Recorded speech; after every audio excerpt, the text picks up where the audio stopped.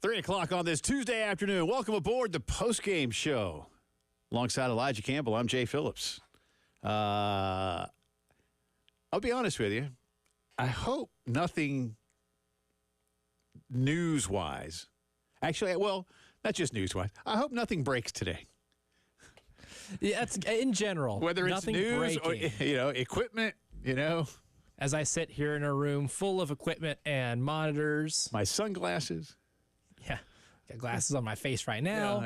Nothing breaks today. Yesterday, as we were in our end of our commercial break, is when we got the news from Teddy Cahill, who was on earlier today, that Paul Mainieri was targeted. Yes, that's right. Elijah just did the targeting symbol. That's an ejection. He is right. Football. He's going to have to miss the next half. Very unfortunate. Off on the wrong foot. Was being targeted as South Carolina's next baseball coach. And whether he meant to or not, an interview that Jay Johnson did earlier today, even though maybe the Carolina board has not yet fully certified this, if you will, Jay Johnson, LSU's current head coach, had an end-of-season press conference today in which he was asked about the news of Paul Mainieri potentially becoming South Carolina's baseball coach. And Jay Johnson went, oh, yeah. He called me yesterday and told me all about it. And I'm pulling for him. And it's a good job, and he's going to do great things and all that kind of thing. I was like, oh, there you go. So, indirect confirmation from Baton Rouge. From Paul himself. From Paul himself via Jay Johnson. Because it would have been really weird if he said, I called Paul yesterday, and he has no idea what anybody's talking about. I was talking about. I'm surprised as any of you guys were. But I was just joking with Terry, for those of you who just tuned in. I was like, a week ago, did Paul Mainieri even have Paul Mainieri on the Gamecock baseball head coach search bingo card? I don't know. Of all the names we heard, many of which we said this yesterday, many of which we were able to confirm as actual candidates, Paul Mainieri's name never even came up as an afterthought. Never came up once in any conversation ever at all, ever. So it really was a shock yesterday to all kinds of people. And that's one of the things when there's ultimately an introductory news conference, and there will be here soon enough. That's one of the first things that I think a lot of us are going to want to learn. When did the contact between Carolina and Coach Mainieri begin? Was it a simple phone call between two former SEC colleagues? Did Ray at the 11th hour go, you know what? I'm going to call Paul. I'm just going to see what he says. And bang, there it was. Our good friend Matt Musona of ESPN Radio, Baton Rouge / New Orleans / Lafayette / Lake Charles and others across southern Louisiana will be with us coming up in just a little bit. Know Matt a long time. He knows Coach Mainieri well. We'll get his take on what he believes South Carolina is getting in a soon-to-be 67-year-old Paul Mainieri. But, what was it like when he quit? What was it like, when he moved on? He's been living in Baton Rouge. He's been supporting the Tiger program. And as many of you may have heard yesterday, was at least in some cursory way involved in the Notre Dame and University of Miami head coaching searches of a couple of years ago. Just, again, kicking the tires. But at least it showed you there was some interest from him in wanting to get back, that he, whatever those health concerns were, mostly migraines is what we were told. And he'll talk about that, I'm sure, when the time is right. But he's got that under control and feeling good. So, I was talking to a friend today who's in his 60s who said, hey, Paul's going to be just fine.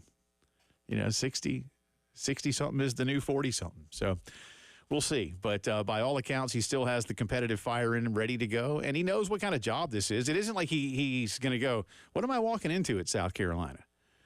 He knows. He knows this is a school that has played for the national championship on 6 different occasions in its history over a couple of generations. He knows what's up. So we'll get into that for you. Gamecock football schedule is out. We know every date We know basically every time of the 12 games. We know specific times for about half of them, and then we've got that little 1 hour, 90-minute range for a few others. The only two that are being held out right now for any kind of time are the Ole Miss game here and the Clemson game there. Can be flexed. Yeah. Ole Miss is a flex game. I suppose the networks did come to the conferences and say, listen, I know for the last 20 years that we've really kind of screwed you and your fans up by not letting you know when you were going to kick off until a week and a half beforehand, and we're really sorry about that. We had no idea it would be that disruptive to the lives of so many traditional things across the country, in the South and Midwest especially. But hey, we're here to make peace. Sorry, we've ignored your feedback for 20 years. Yeah, sorry that we didn't care at all. We're just now getting the emails. Yeah, right. Yeah, the server, it broke. Really slow. Yeah, that you one. Don't understand. We have that special one just for fans, and we don't know what happened. But the IT guy swears he's going to fix it. So I guess they came back to him and said, let us have at least, a couple of opportunities somewhere along the way just to kind of see what's going on. And the conferences were like, okay, sure, why not? Now, I guess with the Clemson game, see, that's an ACC game. And they're hosting it. So it's so that's their game. The Ole Miss game is obviously it's a conference game, but it's in Columbia. But that'll still be that's the conference. Mm-hmm. So whenever Mickey says he wants to put that one on, I have a feeling if you lose at Kentucky, that bad boy might be a nooner. That's game 4, 5, 4, I believe. I don't have it pulled up. I believe that was September 14th. So Kentucky's game 2, right? Then LSU's game 3. Yeah, you're right. And then there's one more in between. So is it game 5? I don't know. That's fine. I mean, don't worry about it. We'll find out in a second. Yeah, 1, 2, 3, 4. I can't count. Yeah, I've got game 5. Yeah, game 5. Game 5. Because it's after Akron. Game 5 on September 28th. You're possibly 2-2 going into that game. You beat Kentucky, you're possibly 3-1. Maybe if you beat LSU 4-0. Oh, my bad. It's actually October 5. They're off on the 28th. So October 5 flex Ole Miss at Columbia. But anyway, so the schedule is out. We'll talk about that for you coming up in just a little bit. College World Series field is set. Decent game last night. Not a great game. NC State got out early, and Georgia just couldn't push them across. That Condon home run, though, in the 9th inning was a laser beam, man. One of those, instead of, I remember when Ron Gant was hitting home runs for the Braves. Now this, Ron would usually hit him dead pole, but on a rope over the wall at Old Fulton County. Condon's last night was a rope, but it was an oppo shot last night. But not enough. And the big tall kid, forgive me, I forget his name already for NC State, big tall kid in center field, he was the star. And they pitched well last night. So, but he had the nice catch, had a home run, and NC State is going to the World Series. So it's 4-4. We will get into it, I hope, depending on how the show goes today. We do have some fluidity. The Board of Trustees is going to meet at 4 o'clock. We have penciled in our good friend David Cloninger to meet with us briefly after the board is done. And by then, we hope to have some contract details and things like that. But later on, time permitting, Elijah and I do, and if we don't, we'll get into it later. But a lot of people around the country, I just think it's a little bit of, dare I say, hate.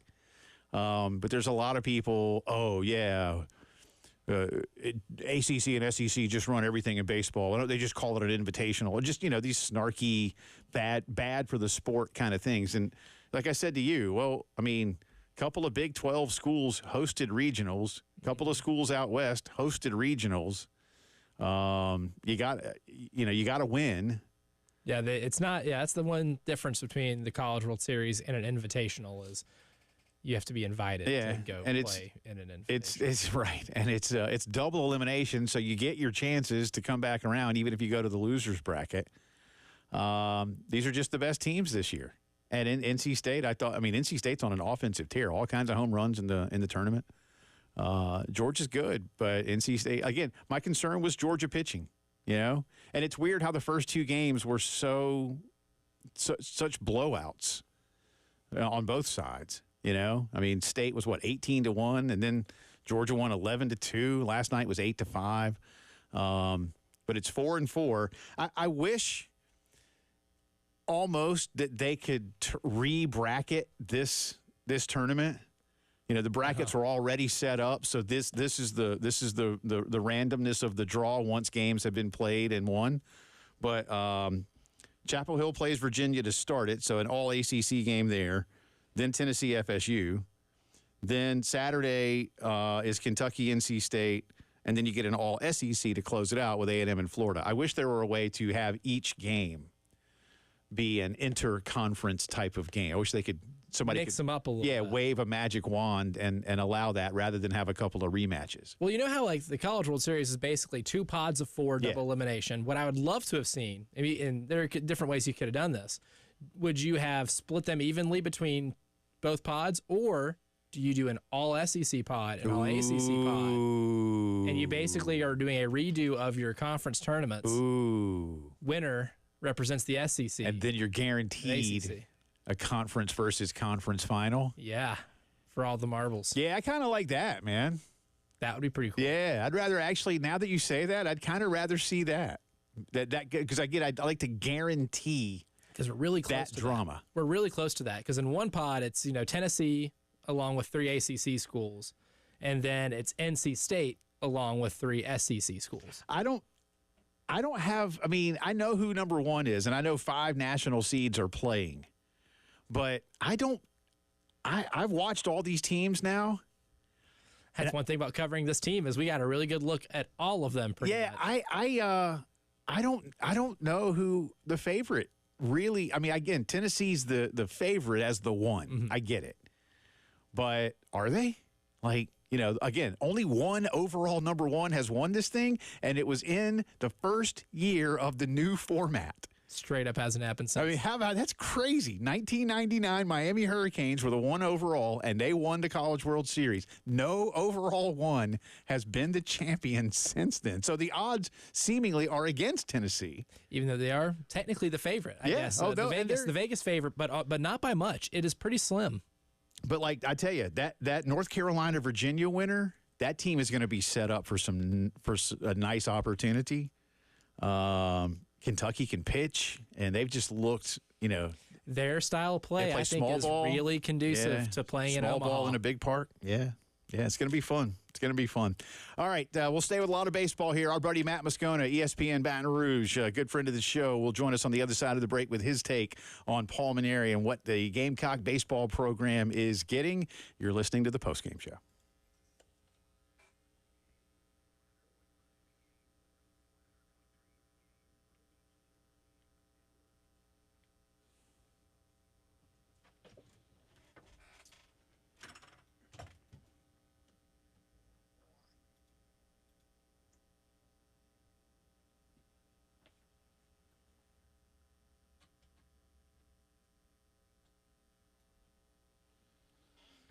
Oh, shit.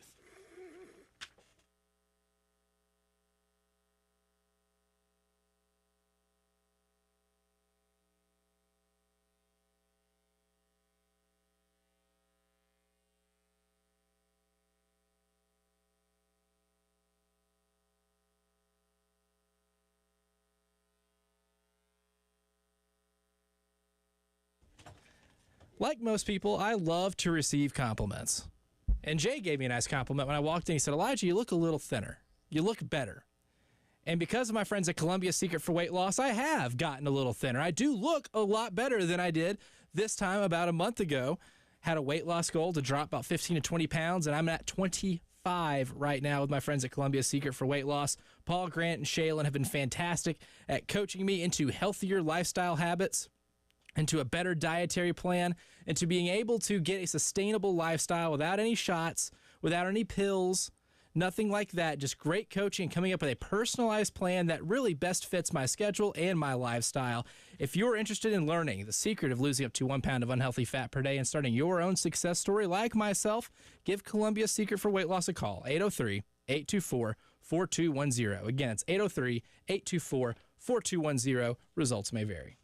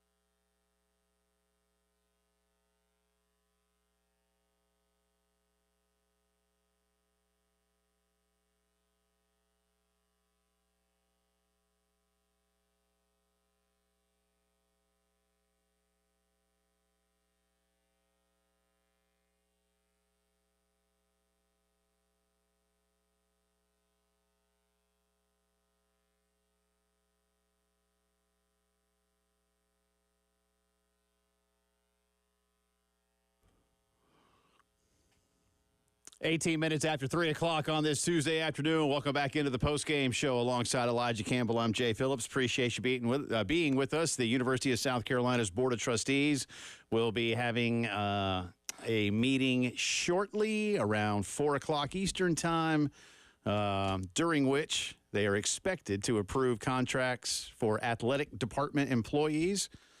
We are told to be expecting, but not guaranteed, baseball, softball, men's golf, and a men's basketball assistant. We'll have all those details for you in just a little bit. But as promised now, a good friend of the program and just an all-around good dude, our buddy Matt Musona, ESPN Baton Rouge and New Orleans and Lake Lafayette, Lake Charles, and probably most of, if not all of Louisiana these days. How are you, sir? Jay, what's going on? Elijah, good to be with you guys. All right, so you're over there, we're here. But around 4 o'clock Eastern yesterday, so about the time you hit the airwaves in your part of the world, is when the news broke that South Carolina and Paul Mainieri were about to say yes to each other when it comes to baseball. A, how did you react? And then B, upon reflection, what's your take? Yeah, not surprised that Paul would coach again. A little surprised that South Carolina is the landing spot.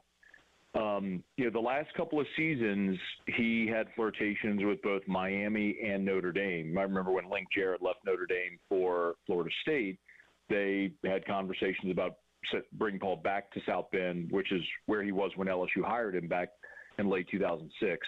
So I'm not surprised. I'm not sure Paul really wanted to walk away after the 2021 season. I think two things can be true. I think he can have had a great 15-year run, and it could have also been time for something new, and I think that was the reality. But I think he very much wanted to keep coaching and wanted an opportunity to coach again. And every time listen, Paul's been sort of an emeritus status at LSU, helped with fundraisers. He's very visible in public here. I mean, I see him often, and I never got the sense that he was just going to play golf for the rest of his life. He's played a lot of golf, and he'll have an opportunity to do it at South Carolina, but I never got the sense that's what he was going to do forever. And not surprised he's coaching, a little surprised that it's at South Carolina. Matt, in terms of the timeline here, with him being out the last couple of years, there have been a lot of changes in college athletics, specifically with NIL legislation, players being allowed to earn money with name, image, and likeness, also with unlimited transfers and the transfer portal. How do you think he's going to be able to adjust to something like that? Since I know he's only been out for a couple of years, but in those couple of years, there has just been a lot of change in the college sports landscape. I think one of the biggest things that we've talked about here is if he's not, maybe like an NIL Grinch or can embrace a lot of the things that teams used to win now, that he could be successful here. Where do you think he kind of stands on that?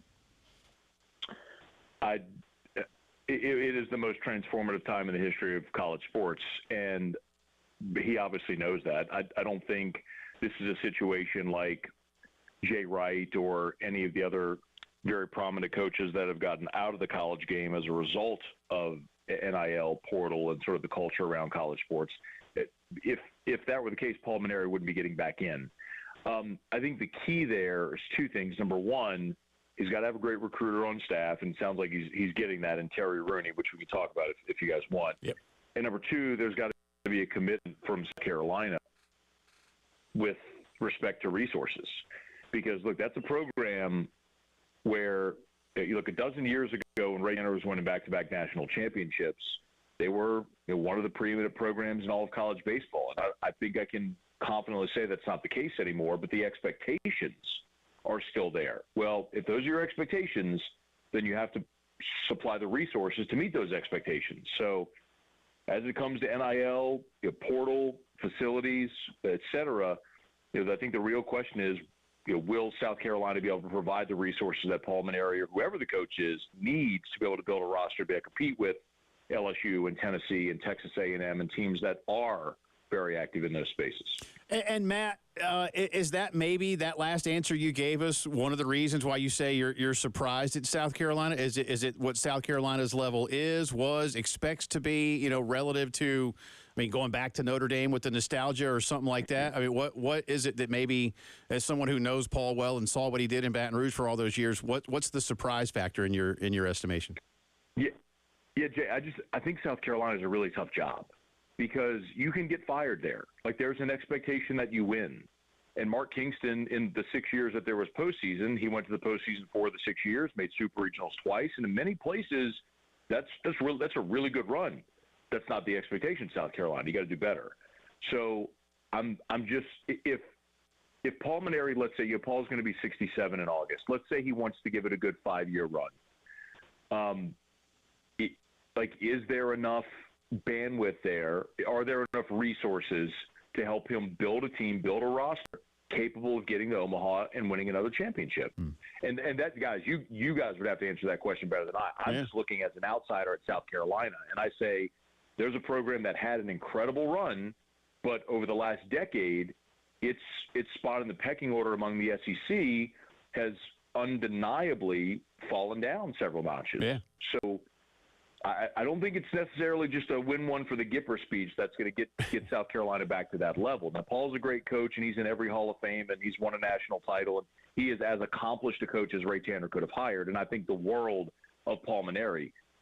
But if you expect to go to Omaha and win championships, you have to have resources to do it. Yeah, and I think that's one of the things we talked about last week is Gamecock fans wanted Ray Tanner to hire someone as close to Ray Tanner's resume of, 15 to 20 years ago, then be the AD that gave Ray Tanner all those resources to build the program into one that played for 3 straight national championships, because that's hard to do. And that expectation level is maybe a little too much. To play for 3 straight national titles is nearly unprecedented in the modern era, but if not unprecedented. I can't, got to go back to like Southern Cal probably to see something like that. Talking to Matt Musona, ESPN Baton Rouge and across much of southern Louisiana. I know you got to get out of here because you got a show to do in just a little bit, but let's talk real quick about Terry Rooney, who Paul is bringing with him. Familiar name down your way, knows this sport very well. Who is he? What is Carolina getting? Yeah, so that's a great hire, and I think that's especially for Paul. So Terry was with Paul Mainieri, Notre Dame. Paul brought him here to Baton Rouge. He was here for 07-08 as the pitching coach, and then got the head coaching job at Central Florida. Was there for a while, kind of moved around college baseball a little bit, and last year Jay Johnson hired Terry Rooney as a director of player development, basically an off-field role, with the idea that when inevitably an on-field coaching staff spot opened up, Terry Rooney would move into that spot. Really good pitching coach and probably an even better recruiter, very personable guy. Y'all are going to love him. But that's what Paul needs.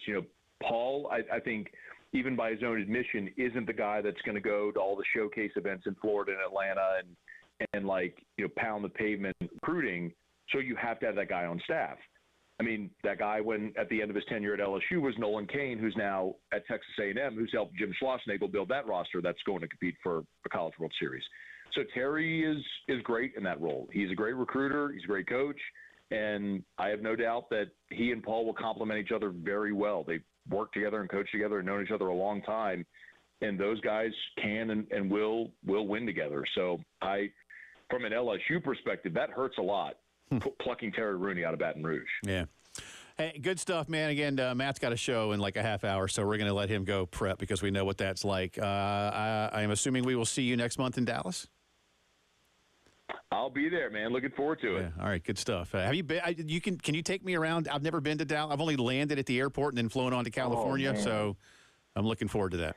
So Jay, the must-hit spot, I love Javier's. It's like gourmet Mexican. I know that sounds like an oxymoron, but trust me, it's awesome, and there's a cigar bar attached to it as well.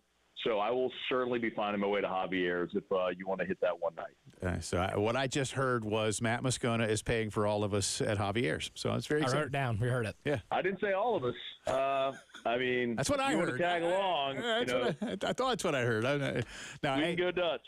Appreciate you, buddy. We'll see you next month, man, and have fun this summer. Yep. Later, guys. That's Matt Musona, Moscona, Matt Musona, to follow along on Twitter. All right. So, interesting take from a dude who's been doing, he's been following LSU like I've been following Carolina for a long, long, long time.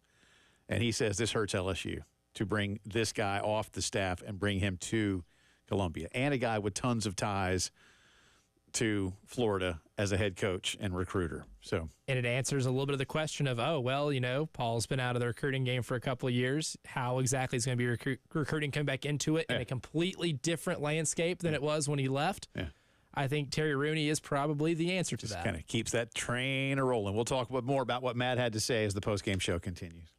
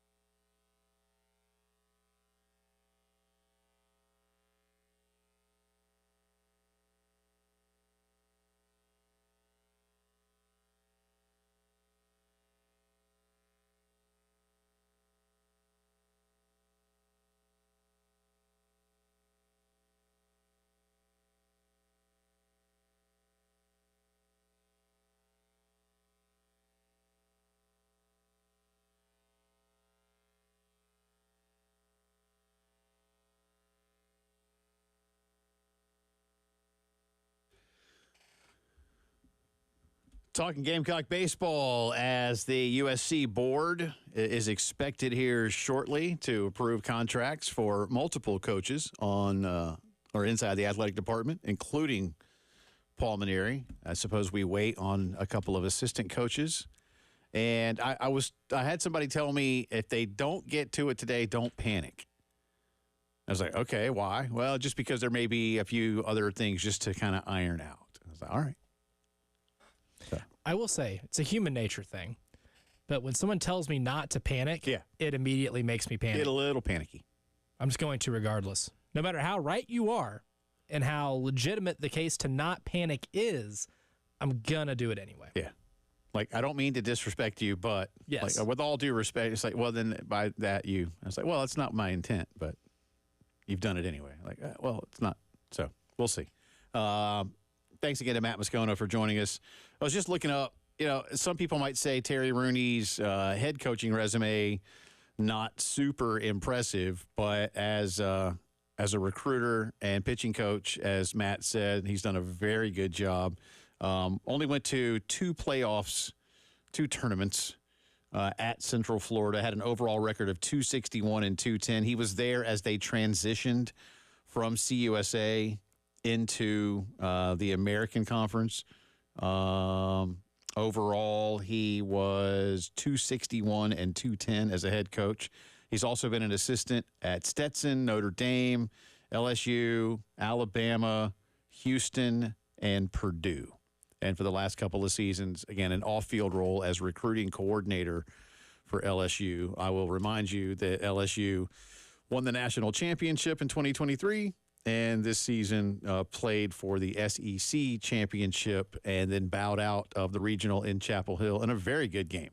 4-3 win for North Carolina in extra innings, a game where LSU was putting the bat on the ball, and North Carolina's defense made some plays. They're flashing some leather. They were, man. That was a great game. He was the 2014 American Conference Coach of the Year when the Knights went 36-23, 17-7, and yet somehow didn't make the tournament. They didn't win their conference. And, I mean, American 10 years ago, that's not a one-bid league, is it? Maybe. I mean, I don't know. Outside of, Tulane, I don't know of many great baseball programs. I mean, Rice is in there now. Yeah. Hey, Houston was okay back then, yeah. Yeah, I guess so. It does not surprise me that the American would be a one big league back then. East Carolina in that league back then? Might have been. Yeah, I think they've always been AAC. Yeah. I can't remember. They made the initial exodus from Conference USA to AAC. That's what I thought. I don't know. Memphis has been in it. Memphis isn't. They don't really do much in baseball, though, do they? Had a former Little League teammate on that was playing in that time for Memphis. Oh, yeah? They never made the tournament, though. Yeah. Is it his fault? Sorry, Darian. He was the freshman of the year in that league. Oh. He was for sure there. That's impressive. So shout out, Darian. You know what that does this year or now? It means you transfer. That's right. That means he got transferred somewhere else. That's right. But they never won the AAC. The only title he won was a Little League title with me when we were 8th graders. So, well, and you were tall and played basketball. That's right. Yeah. Out in center. So I think, look, if there are any concerns, like, again, how quickly the questions I have now become, how quickly did all this get put together? Because the feeling was that there were a couple of names that this was going to land on by Saturday morning. Mm-hmm. And it almost felt like maybe by Saturday lunchtime, it was down to one name. And it wasn't Paul Mainieri. Absolutely not.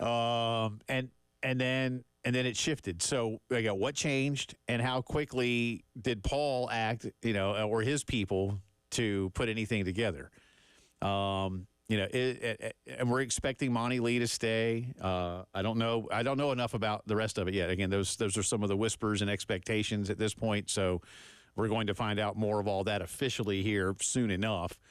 But again, for somebody who has long covered the LSU baseball program, to say that this is a loss for the LSU baseball program and a big gain for South Carolina, I think speaks volumes. But it does beg the question. What does the level of support look like from the administration when it comes to Paul Mainieri trying to, you're not trying to rebuild this program, right? Because you're not starting from scratch, right? I mean, you still have a lot that most college baseball programs don't. Again, talent-wise,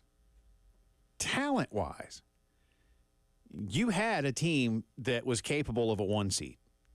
We all know that. Mm-hmm.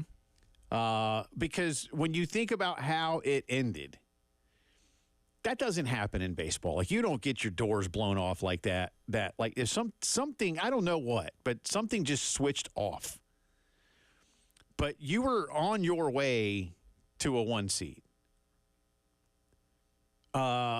So you have to look at it from that perspective. And I think if I'm Paul Mainieri, I am looking at that like, all right, I'm not being asked to come in and take a team that went, 7-23 in conference play and has missed the tournament the last 2 years, 3 years. St. Missouri. Yeah.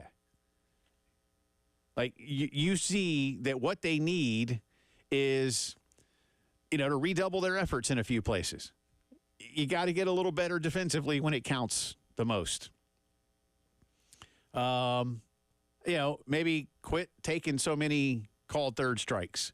Find a way to, as one of my old coaches would have said, get more ducks off the pond. You leave a lot of men on base here.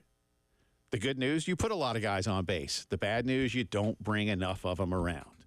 And, shore up a pitching staff that had a conference ERA of over 5 and turn it into a conference or a staff that has a conference ERA of, a little over 4. Well, that could be the difference between winning and losing like 6 games. Absolutely.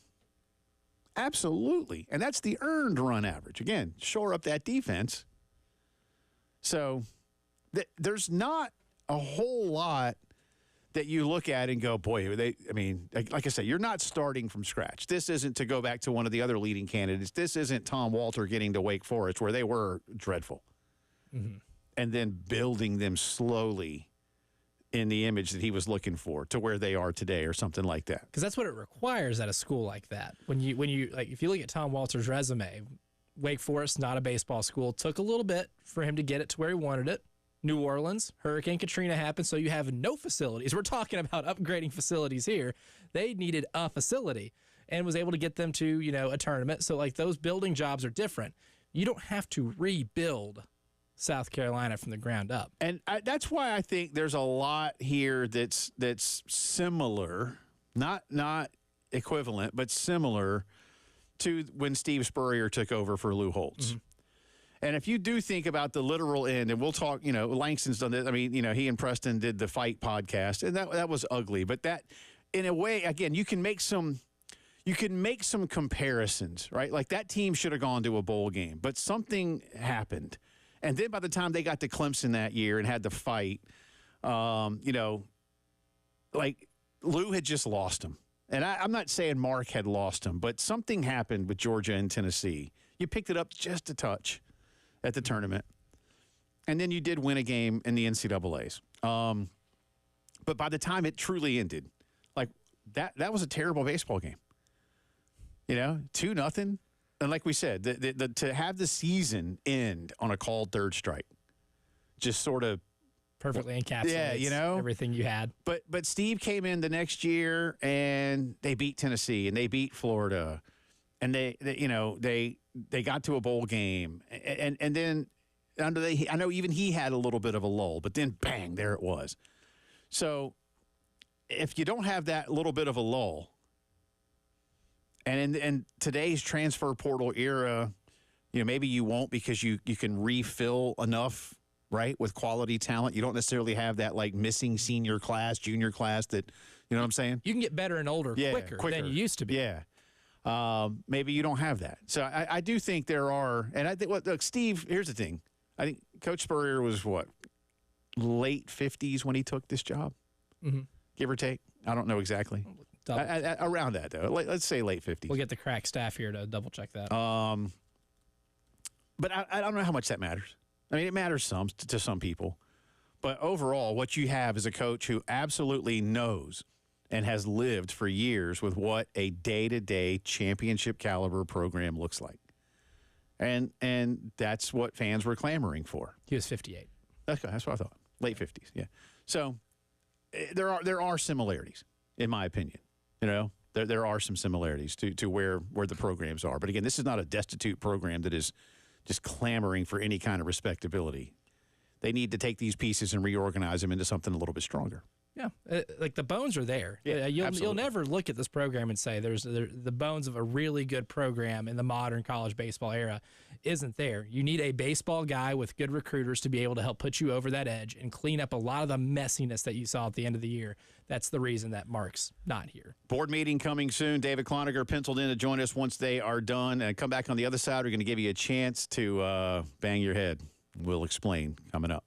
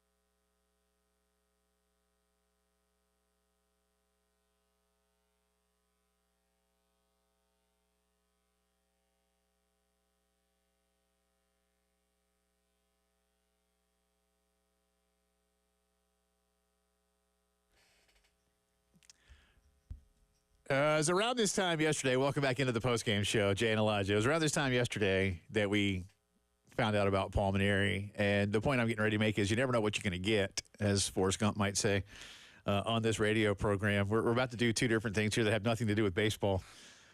First, I'm going to have Elijah tell us a story, and then I'm going to put Elijah to work. I'm going to give something away. Joey Chestnut has been banned from the Nathan's hot dog eating contest next month. And I asked Elijah, what, did he, get a second stomach? But that's apparently not what it was. Yeah, failed the second stomach test. Yeah. It came up positive, therefore, automatic ban. No, not quite that, per the New York Post. Oh, not quite. Not quite. Okay. No, but Chestnut won't be competing in this year's 4th of July competition due to his, quote, deal to represent Impossible Foods, a plant-based brand that is a rival of Nathan's. Oh. Because of an endorsement deal, Nathan's will ban him from the tournament. Not tournament, but. I mean, just because he likes to also eat Impossible dogs or burgers doesn't mean he can't wolf down a whole bunch of Nathan's. He can eat 80 of those in 12 minutes, too. Huh.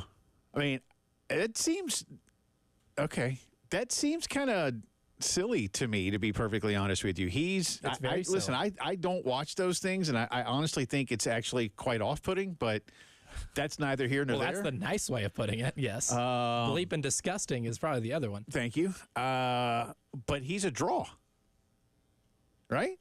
He's a draw. Yeah, I'd say so. So why would you take a sideshow, your leading draw off the marquee, if you will? That doesn't make sense to me. Because Nathan says this is a business. A couple of my daughters are vegetarian, and the Impossible burgers they're good. They're fine. Good. Yeah, Impossible meat's fine. Yeah, I mean I don't plant-based meat is. I don't substitute it I still sometimes want to go have a big 8-ounce burger, sirloin or whatever. Certainly. And I certainly still eat a ribeye or whatever, pork chop. Highly recommend the bone-in double thick pork chop down at Saluta's in 5 Points. Very with nice. the peach glaze. Oh, that sounds good. It's actually quite amazing. It had bacon jam on it. It was actually quite stunning, to be perfectly honest with you. I don't say that much about food, but I say about food a lot. That's why I need Columbia Secret for weight loss. But they're right. But no, the Impossible meat is actually and you know what? When you make it in a taco or chili or something like that, you can't. I guarantee you can't tell. Nope. You can tell me you can tell, but if I blindfolded you, you can't. No, absolutely. But anyway, that's Nathan's problem. All right, here's the second part. Can we do all of these at once, or how do you want to do this? Do you want to do a couple now and a couple later, since it is, I guess the show's tonight, right? We gotta get rid of 5 of these. Yeah. You tell me how you want to do it. But here's the deal. I'll let Elijah think about this for a second. But GWAR. Yeah. GWAR will be on stage tonight. Apparently they have a new album out. They will be on stage tonight at the Senate down in the Vista. Oh man. Do you know what GWAR stands for, Jay Phillips? No. GWAR is an acronym. I knew it was an acronym because it's all caps. Although the people in KISS tell me that KISS is not an acronym, and yet they just like to capitalize it. Although I think there's some who might tell you, oh no, it means something. But there's a bad boy. Anyway, I don't know what GWAR means. God, what awful ruckus. Okay, that sounds about right. Yeah. But if GWAR. But it is a show, all right. It is a spectacle. Ever been to a GWAR show, Jay? I'll take your laughter as a yes. Yeah, I went out on the road with GWAR back in the night. Actually, I told people I was going to see Fish and the Dead and the Almonds a lot. But you were at GWAR. It was GWAR. Knew it. Yeah, I had one of those masks. It was awesome. It's an experience. It's an experience I will freely admit that I have not ever partaken of and your secret's safe with me. Unlikely to do at this point in my life. Although these dudes are older than me. They still got it. No, energy is not their short suit here. So pretty all right, good. let's do two right now. Yeah, we'll give all it right, 2. let's do 2 4-packs. So if you love or are curious about GWAR, and you just got nothing. And if you don't know much about GWAR, then this might not really be the time for you. You might want to learn. Don't Google it. Get the tickets. Don't Google it. Just show up. 803-404-6100. Oh, yeah. 2 4-packs to see GWAR live on stage tonight at the Senate in the Vista.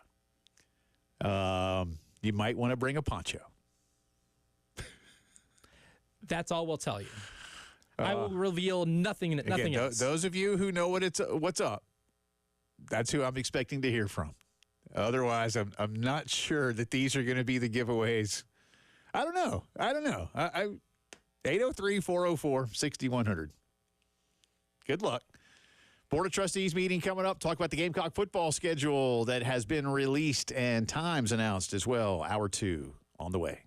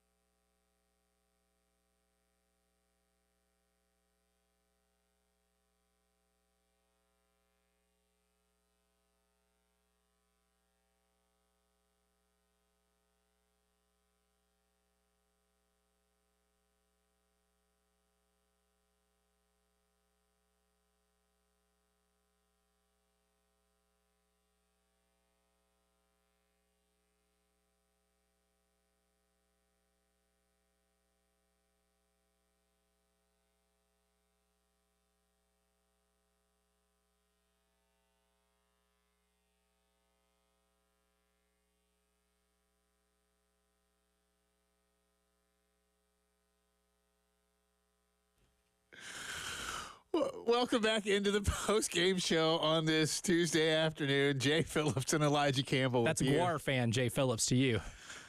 I'm reading more about some of the things these dudes are into. Listen, I do for real. I do understand that these guys in their universe are like mega stars. So I am not here to each their own, man. You like what you like, and I know GWAR has like a global following. But I was just laughing, and I'm not going to read it. It's nothing like, I'm just not going to read it. But apparently they used to have a barbecue festival. They're from Richmond. Barbecue. And called Barbecue. They did it for like 7 or 8 years. And it sounds fun if you're into what GWAR does on stage, coupled with a nice, outdoor like barbecue competition. Which are things I just would not think would ever go together. And then one of the things, they have a haunted house. And you can, if you would like to read about some of the things that used to happen in the haunted house, I'll be more than happy to direct you to learn about GWAR on the web. Just type in GWAR. All caps, naturally. And I was like, I don't know that this is what I would have thought of in a barbecue festival.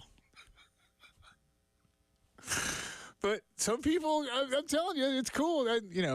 We will. Don't fret. Those of you, I know, I wasn't surprised. The phones lit up. We only gave away the first 2 sets, so we've got a couple of 4-packs left, and that'll be coming later on. So if you missed on your chance just a few minutes ago, fret not. We will have more opportunities for you to go see GWAR live on stage tonight. And again, if you don't know much about GWAR, then you probably aren't going to learn a whole lot more. If you do know what GWAR is all about, then you probably want to go. And if you already have tickets and you have like some buddies who are curious about GWAR, then tell them to call in, and they might win here in just a little bit. But we got 3 more 4-packs to give away a little bit later on, right? So. Yeah, exactly. 3 more to give away. And, if you win and you've never heard of them, don't Google it. It'll be an adventure. Yeah, there you go. Love a good adventure. And if you win and you've never heard of them, give us a call tomorrow. Surprise that special someone in your life with the tickets to tonight's show. Great double date idea. It's a 4-pack. Great double date idea. If you guys have never heard of it and you win the tickets, please give us a call back the next day and recount your experience. I'm sorry I'm making myself laugh like that, but listen, not my scene, but like I said, I respect when you're around 40 whatever years, man. Oh, you're doing successful. It. Yeah, I'm not knocking it. It's just you're kicking ass. Yeah. I mean, you've been doing it 40 years. You are who you are, and it works quite well. I envy the energy. I'm got it. I might like to have gone at least once in the afternoon, probably. In the afternoon to the GWAR. Just hang on the periphery and just see what's up, right? I'm a sociology type in that respect. From afar, bring your binoculars. Yeah, like what's this really all about? You know what I mean? This awful ruckus. Yeah. Can you describe the ruckus, sir? Google it. Yeah. Anyway, great Wikipedia page. GWAR live on stage tonight at the Senate, and we will give you another chance to win tickets in just a little bit. The USC Board of Trustees, I doubt any of those guys or ladies are going to GWAR tonight. You'd be surprised. What if they did? Wouldn't that be awesome if you're like, hey, I saw you on the Zoom board meeting earlier today, and now you're at GWAR. Oh, man, you wore the same suit that you did at the board meeting. Bad choice. How cool would that be? How many kids would like have newfound respect for their university's like board membership if they saw a member of their school's board at a GWAR show?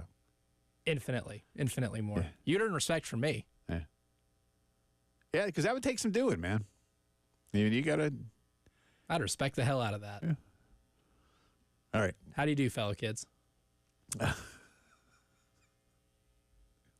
Barbecue. Sorry, I missed that. They stopped it in 2016. Yeah. It's too bad.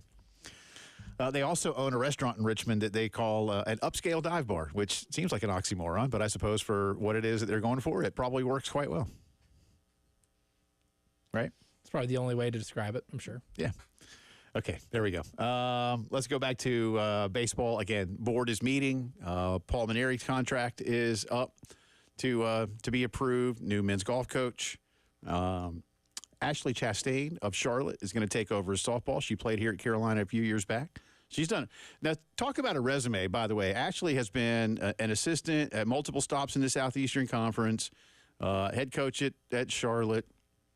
You know, slowly but surely building that resume and bringing her in as an alum is a big deal to the school.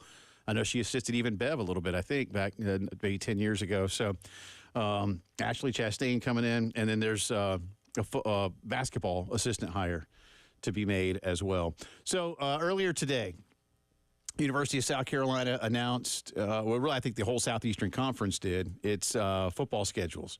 And we knew a few of these times already, but if you have not yet heard, here's what it looks like. Hang on a second. Let me go back to this because that's not the one I wanted.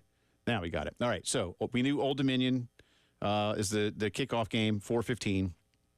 At Kentucky is a nationally televised game, the first official conference game with the new ABC Disney Game of the Week for the SEC. That's an honor. It is. It's cool. That'll be a trivia question one day. Yeah. It's going to be a good game. Like we said, loser feels real bad. That's an anxiety bowl. Winner feels great. Yeah. And both teams predicted by the ESPN FPI to go 6-6. So there you go. That one's at 3:30. LSU here is a noon game.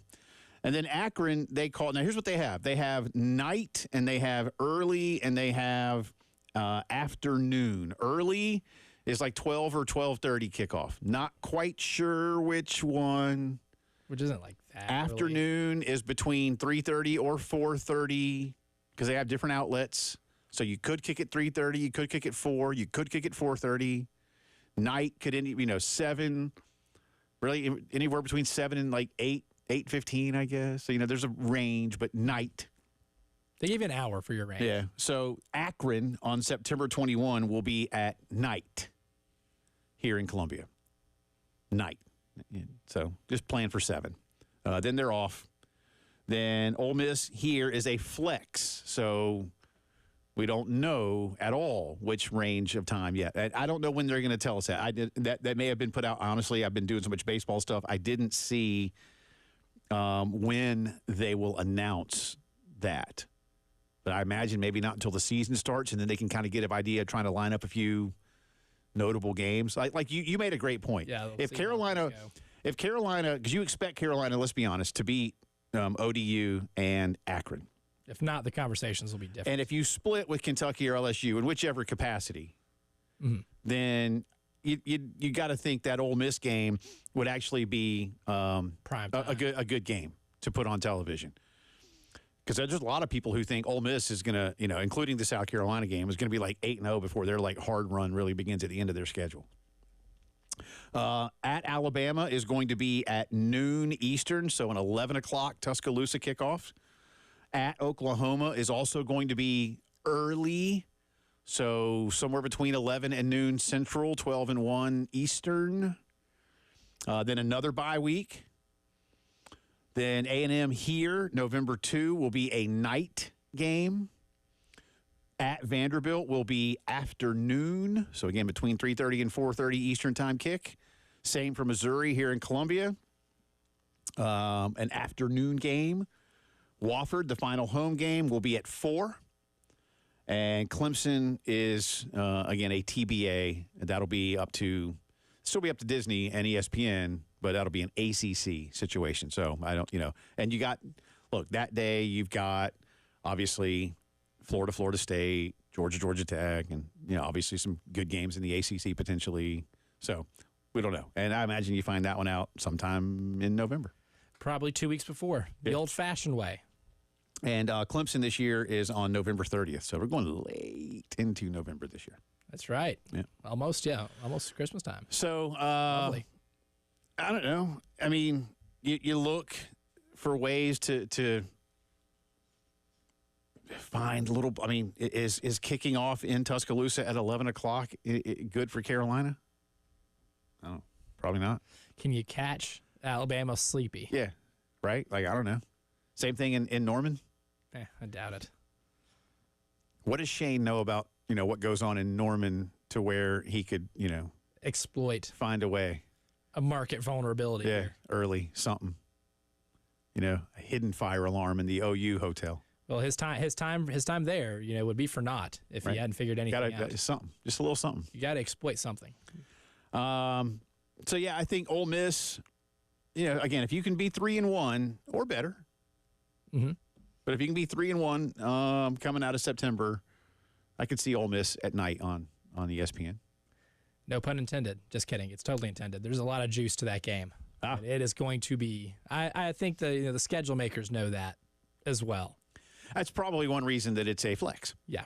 Yeah. And like I said, the last time, I'm serious about this now, the last time that Ole Miss came into Columbia, South Carolina with as much hype as that's around them this year was 15 years ago on a Thursday night, and Carolina beat them. Messed around and found out. Yeah. Was that the birth of Sandstorm? Not the birth per se, but it's when Sandstorm went from just like a in-between, commercial break type thing to just kind of, hey, this is fun, to we have identified with the song. Getting the place amped up. Yeah. And then I think, I remember talking to Eric Nichols about it, and they kind of hit it a few more times, and a few more people were like, yeah, keep doing that. And it built, and it built upon itself that night. And Eric Norwood had a hell of a game defensively. It was a fun night, man. It was a fun night. That's when the legend took off. Yeah. And Michael Haney and I were sitting together in the seats, and that's the night we had to have a USC cop come and get a really drunk dude. And like, sir, this person is about to not know what the hell's going on in the world. Can you? This person's on another planet. Can we get them back to Earth? I don't know how the guy was still standing. I do not know how this guy was still standing.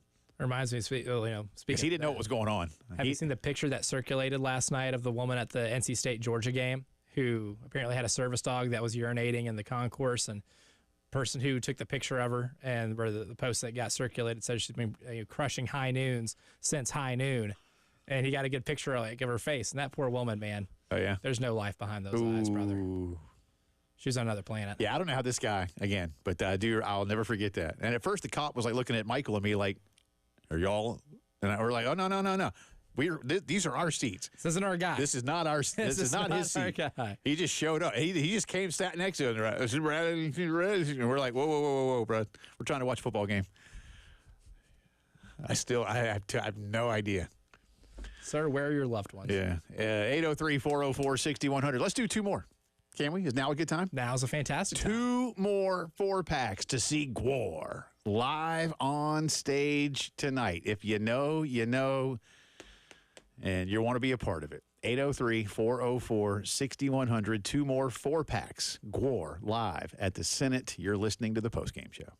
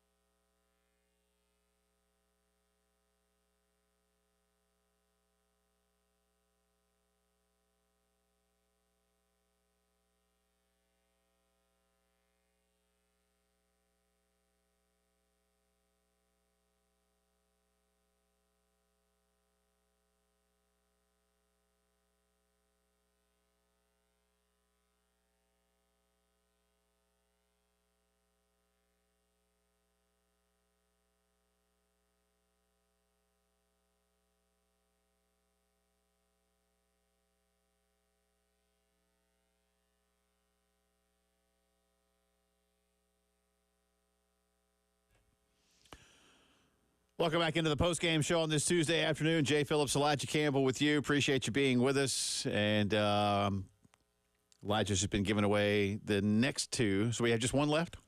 That is correct. We'll have one left after this. And, one of our winners during that last break admitted to me he has never been to a GWAR show. Okay. Is only vaguely familiar with GWAR. Okay. So I told him to feel free to call us tomorrow. Please. To get his GWAR experience. Please. Who was that? His name was Chris. Chris. And he volunteered to do so. Yeah, Chris, the lines will be yours, man. Just let Elijah know it's you, and we'll put you to the front, man. Yeah, absolutely. So I'm excited for this. This is he took our advice, didn't Google further, won the tickets, and he's ready to go. Do you know anybody that's going to the show other than Chris or the people you've just spoken with on the phone to give away tickets? I do not. I did not know. I didn't know they were even in town. Are until you today. Going? Have you ever seen GWAR by chance? I worked security at a GWAR show, brother. I've seen it. Okay. Oh my! I used to work concert security in Nashville for a few years before I got into radio and got back into school. Yeah. And there was one night at it is a venue that is just like the Senate. I compare this place to the Senate all the time. It's called Marathon Music Works. Okay. The exact same size, same layout.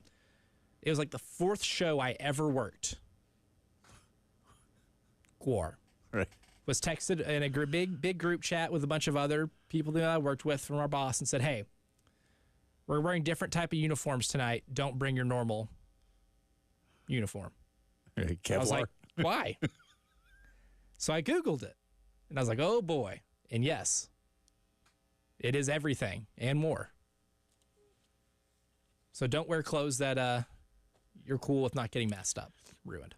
I'm glad you finished that thought. Yeah, exactly. Wear clothes. Yes, absolutely. Because that's the law. What were the first three, if I may? Just, I'm curious as to what was prepping you for. So one was Lil Jon. The first one I ever did was front stage, Lil Jon. Sure. That was actually in Knoxville. Okay. But then the next one was my first one at the Ascend Amphitheater, Hall & Oates. And I got to do. That's a lot like GWAR. I was the same thing. Yeah, same thing. Same audience. Similar vibe, same demographic, same amount of messiness. But if GWAR had a song called Man-Eater, it would probably not be quite like Hall & Oates. Yeah. Yeah, it would. It might be a little more literal, I would say. It would be a tad more literal and a little more artistically displayed. All right, so that was two. And then the one before that was a Cadillac 3 concert. It is a... I don't know Cadillac 3. Should I? Right. Nah, they're not overly... They're big in Nashville. Okay. But, yeah, that was it. And then right around that time, GWAR. Nothing could have prepared me for that. It's funny. It's not at all the same, but I just remember we... one year, for whatever reason, Fish played in Spartanburg. And Spartanburg has a little town theater. It's kind of like, it's not as ornate as the township, but it's like the same size. It holds like a couple of thousand people. And I imagine that they're doing the touring production of like Annie, and stuff like that, right? And a Fish show, and this is the 90s. It's the crowd you expect. It's a hippie crowd and that kind of thing. And you know what to expect. You know what to smell. I think it's not GWAR. Okay, it's slightly different. Yeah, the energy levels are there, but in different forms. They're channeled differently. Nevertheless, I remember Sonny and I. She was not my wife yet, but we'd been dating for a couple of years, and we went with my roommate and his girlfriend.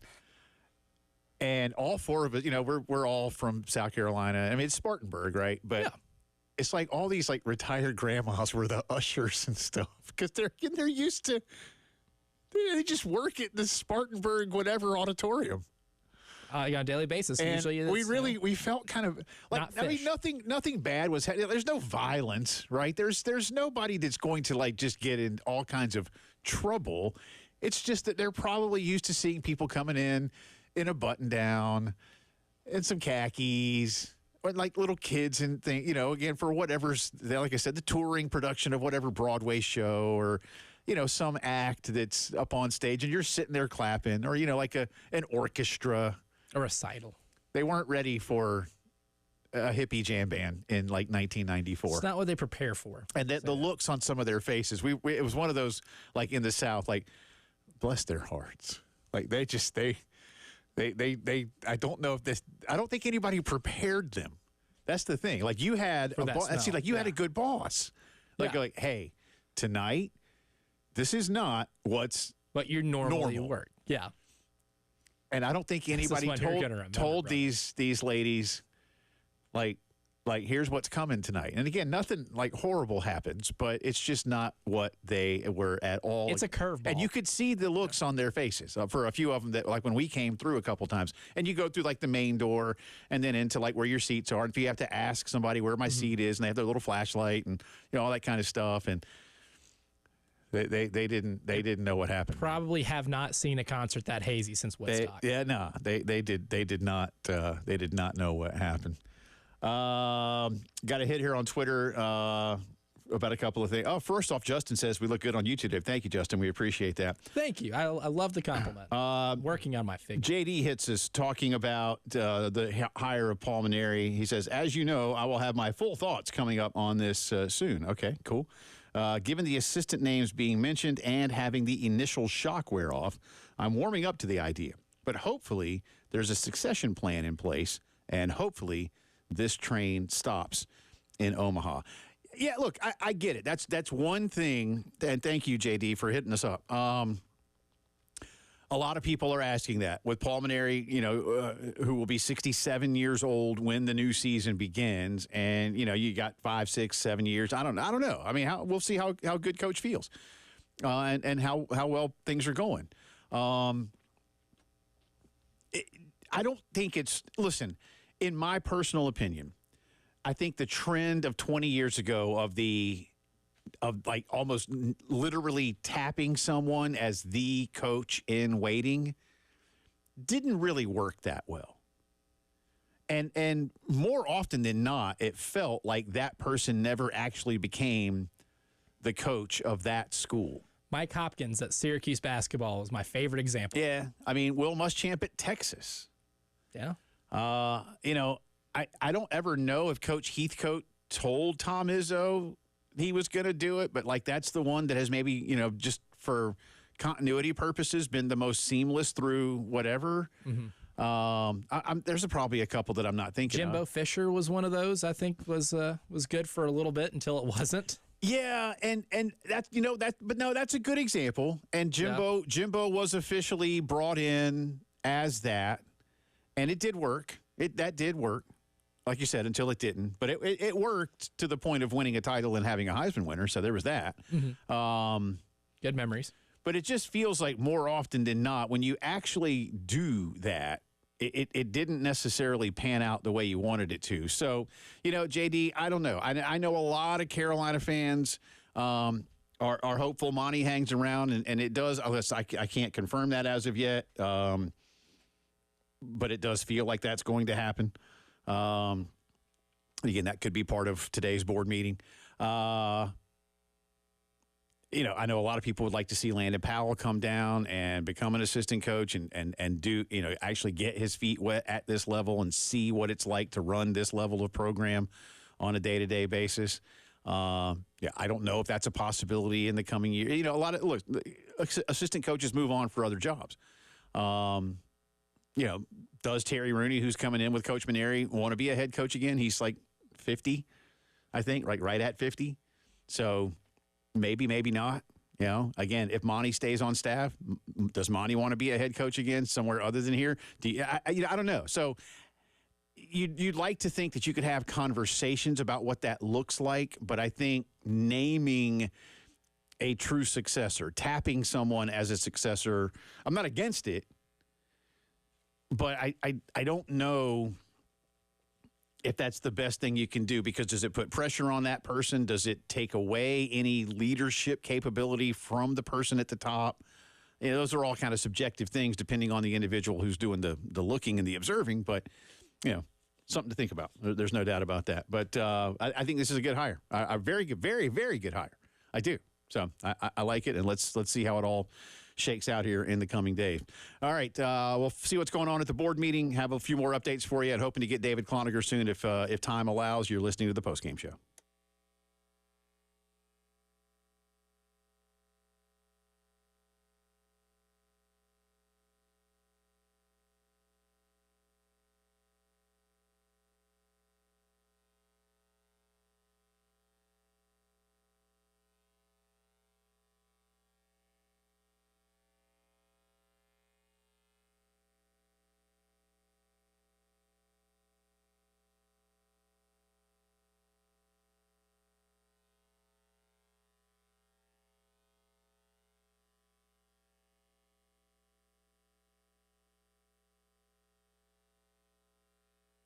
AAA Heating and Air is your defense against the hot weather for the many, many months to come here. And if you haven't had your system inspected in a while, or if it's just time for a new one, then I'm telling you, a fantastic offer is right in front of you from Roy and Dana Finley right now. Here's what you got to do. Log on to callAAAtoday.com. All right? When you do that, punch in a few quick things and get an estimate of what a new system will cost you.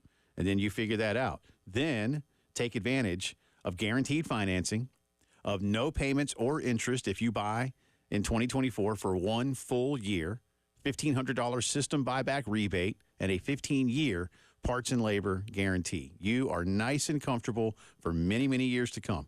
Roy and Dana stand behind everything they do. They've done it for us, and they're going to keep you nice and comfortable for many years to come. 803-677-1500. Call AAAtoday.com, AAA Heating and Air.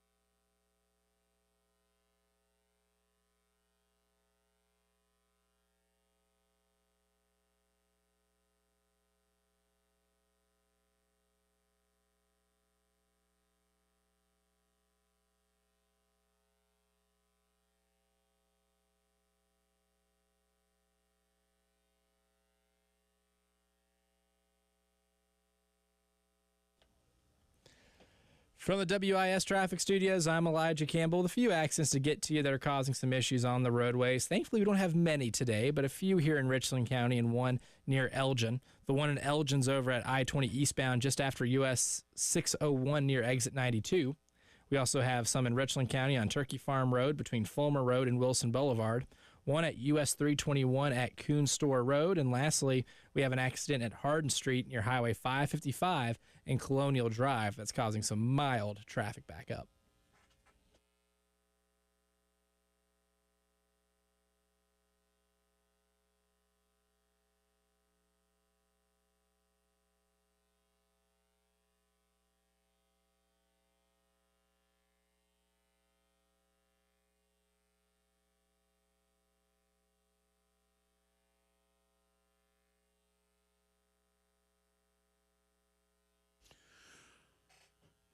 Talking Carolina baseball, talking a little Carolina football schedule. Get back around to that for you. We've had some fun stepping away from sports. It's actually been kind of nice. We are giving away. We have one more 4-pack in just a little bit. Not now, but in just a little bit. One more 4-pack for GWAR. Very popular, very well established. 40 years worth. Definitely a heavy metal band. There are probably adjectives to throw in as to what kind of heavy metal band GWAR is. Heavy metal is how they're classified. Yeah, that's the genre, but in the subgenre world, I'm not sure. Like science fiction, heavy metal. Okay, something like that. That seems very fantasy metal. Tame. Yeah. They're not tame. Yeah, tame would not be a way to describe them. They are a spinoff of the band Death Piggy. Fun fact. There's your fact of the segment. Your fun GWAR fact. That's what I was going to name my band. Dang. Can't anymore. You will get sued. You'll get a cease and desist so fast. Wonder why they didn't keep the name Death Piggy. See, I mean, it's a good name until you're able to get an acronym. Sure. Like that. Sure. And then Elijah, blew a huge hole in my 4th of July plans when he let me know that Joey Chestnut has been removed That's a bummer, man. As a contestant in the Nathan's hot dog eating contest because Joey has signed a sponsorship deal with a plant-based protein manufacturer, Impossible Meat. It's like Michael Jordan getting banned from the NBA because he signed with Adidas. Yeah, I mean, if the NBA only let you wear Nikes. Yeah. And again, Joey Chestnut is a draw. It doesn't seem like good marketing. So we've had some fun today. Just got a text from our good friend David Cloninger. Again, we had David penciled in, but we told y'all if the board was still meeting that he would not be able, and he texted during the commercial break, and the board is still meeting. The USC Board of Trustees, they are going over these contracts. It's not just Paul Mainieri, again, new golf coach, men's golf coach, new softball coach, basketball assistant. And I don't know. I honestly do not. I've not been able to gather enough to see if any potential, like we know Terry Rooney is going to be coming with Paul Mainieri. Will that contract be handled today as well? By all accounts, Monty Lee will be staying on staff. So is that being handled today? Do we know anything else? So there are a few things that they are going over right now, but they are still meeting. So if we can get David, I know he's got some things to do in the 5 o'clock hour to get his reports out. He's got a job after all. So if we don't get David today, we'll certainly get him tomorrow. But as soon as we have more from the USC Board of Trustees, we will get that out there for you.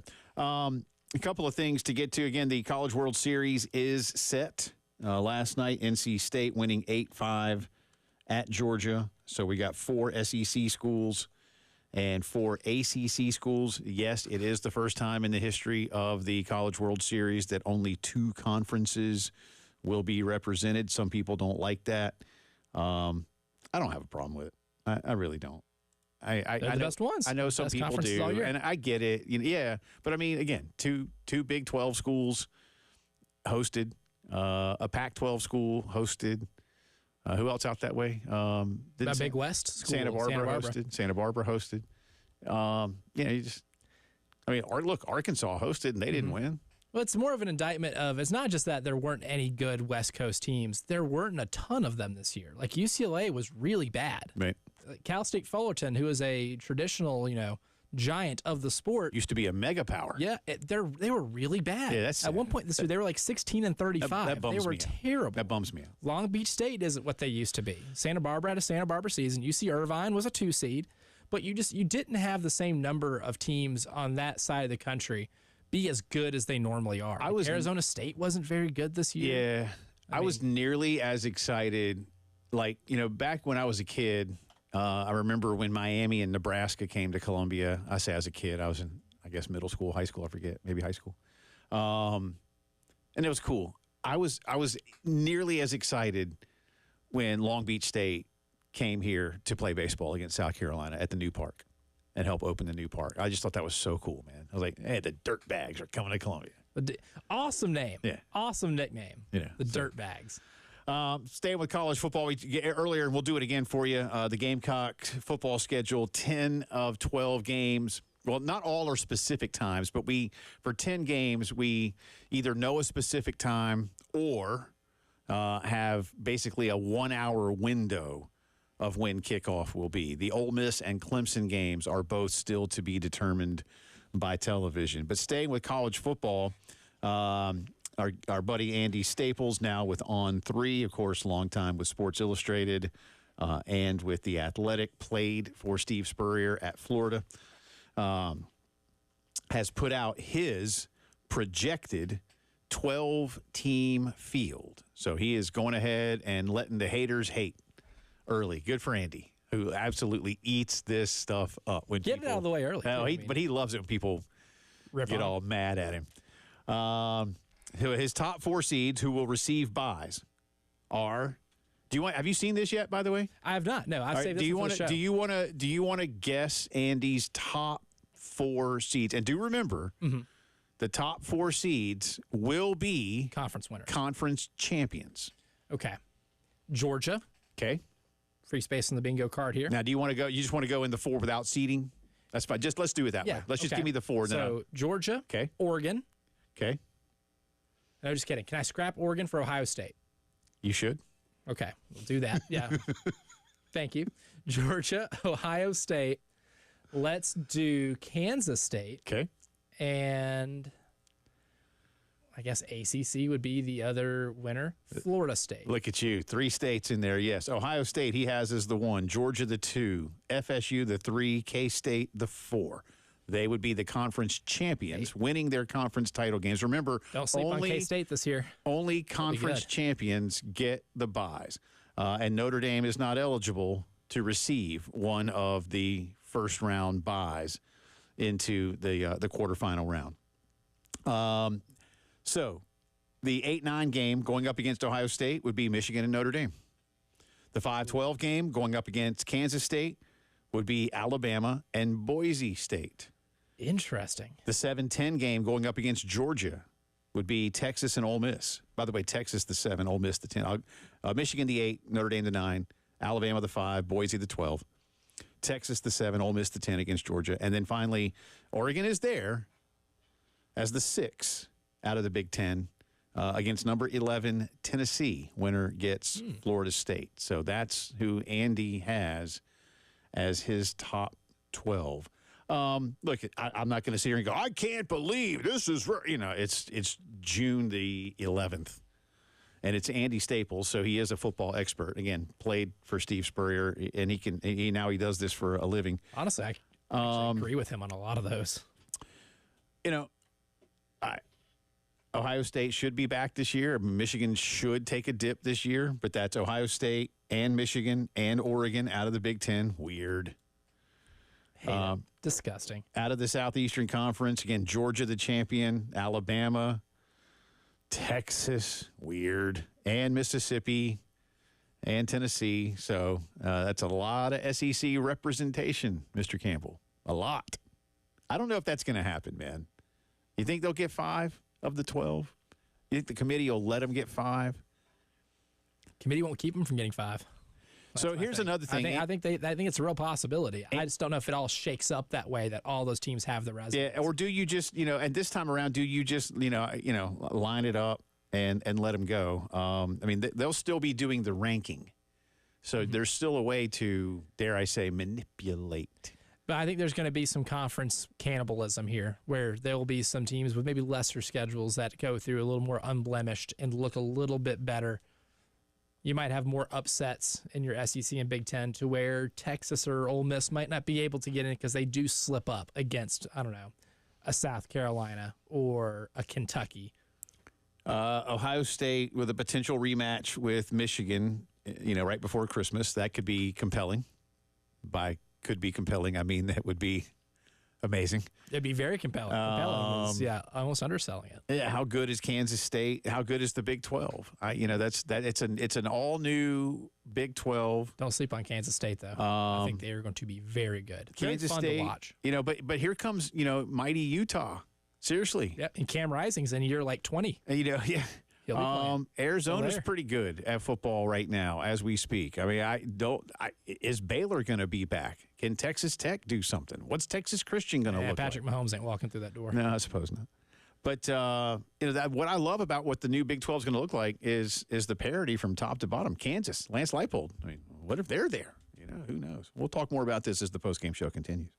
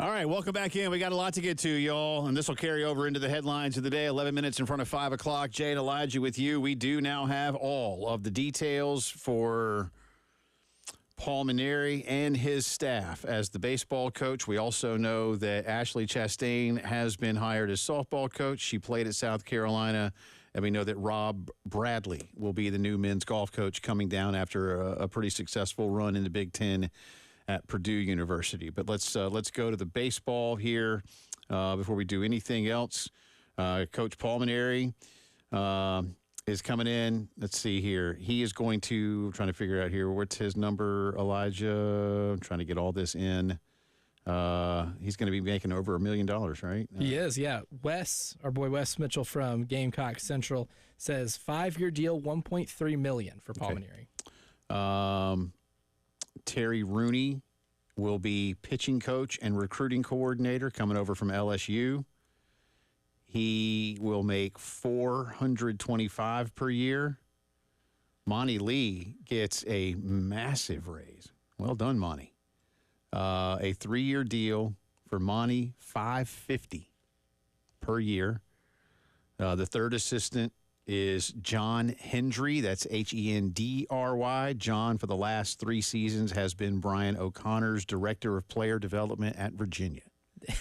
Hey, that's a good unexpected surprise there. And see, that's another thing. Like, how long good upgrade was this in the works? And, oh, by the way, Virginia's going back to the College World Series. They develop players really well at Virginia. Well, Brian O'Connor, listen, John Hendry's young, but he's been there for a while. If Brian O'Connor taps you to be a part of the staff and you continue to go to the College World Series, which is now the expectation up there on a pretty regular basis, then you're doing something right. So this is a really nice get. This is a solid staff. But you've got now in Monty Lee and Terry Rooney, you've got 2 guys who do have a solid reputation as recruiters. In John Hendry, again, there's the player development portion of things at a very high level, literal national championship caliber program. And again, is back in Omaha this season. And Virginia did it the hard way. Virginia had to go on the road. Mm-hmm. They won the Arkansas regional and then came back and took care of business at home. So here you go. And, that's a lot of money. Paul Mainieri, $1.3 per year. Terry Rooney, $425. Monty Lee, $550. I don't have what Hendry will make, but I'm going to... Yeah, I haven't seen that one yet specifically. I figure he probably, though, makes in the 2s, 3s maybe, especially if you're going to be plucked away from that kind of gig. Yeah, we talked about the financial investment on the staff and what's going to take to be able to compete. This is a staff that is going to be able to compete, and they're spending a lot on it. Everything that you, if you're a Gamecock fan, you wanted to see, they're doing. They're putting their money where their mouth is. Yeah. I think Mark Kingston, that's nearly doubling what Mark Kingston was making. I think Mark last season made $725. So there's the first big commitment. Now you have proven to the college baseball world that you are very serious about your staff. You're very serious about making sure that they are happy, comfortable, compensated. And now what's the level of spending look like relative to securing more talent, both through a recruiting budget and an NIL budget? And I don't have too many big questions about Carolina's ability to do that. But like we said last week, what everybody wanted, Ray Tanner, go out and get a guy that was a lot like you and then give that guy the kind of support that you were given at the height of your powers to make this program the most successful in the country. And will it return to a 3-year run of playing for a national title? That's a lot to ask. Right now, let's see this program get back to Omaha. And as any of you that follow the sport on a regular basis know, that's hard. It's hard. It's not making an excuse. It's reality. It's hard to do. But that's the next big step. It's been a long time. It's been 12 seasons. It's been a long time since you've hit the promised land of Omaha, Nebraska. And remember, every time Ray Tanner took a team out there, they'd ever win over. So there's also, once you get back to Omaha, there's an expectation of at least a little bit of advancement. That you're booking your hotel for a few nights. Yeah. I mean, again, 2002, they played for the national title. 2003, they didn't do as well. I think they only won once, actually. 2004, you technically finished third. You were the two teams advanced. And then again, 10, 11, 12, we know what happened. So the commitment to the staff is absolutely there. Anybody that was worried about it, it's there. We have our answer. Yeah. We'll get into this in more detail for you, the other coaches that are coming around, and a lot more to get to in the headlines of the day, and revisit a lot of our conversations about what Carolina's getting in Paul Mainieri as the final hour of the postgame show comes your way. And you got one more chance to win tickets to see GWAR. GWAR experience.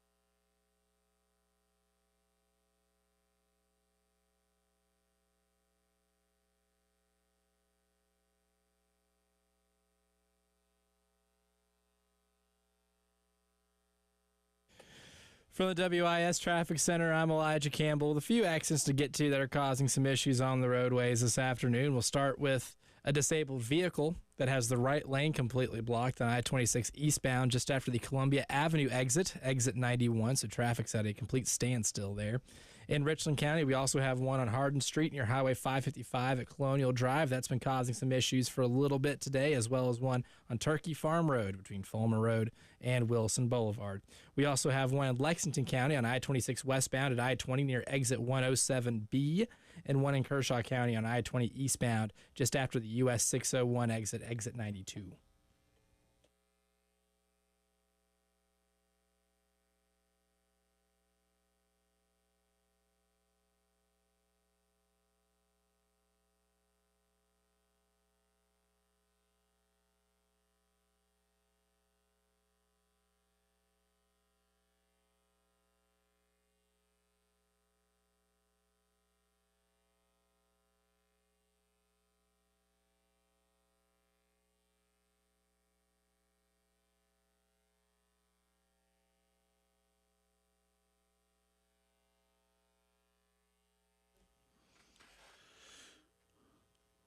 It is 5 o'clock news time on this Tuesday. Welcome back in. Final hour of the postgame show as well. Alongside Elijah Campbell, I'm Jay Phillips, and we do have breaking news that has just come down from the just concluded USC Board of Trustees meeting. We'll start with South Carolina baseball. Coach Paul Mainieri has been given a 5-year deal. He'll make $1.3 million per season.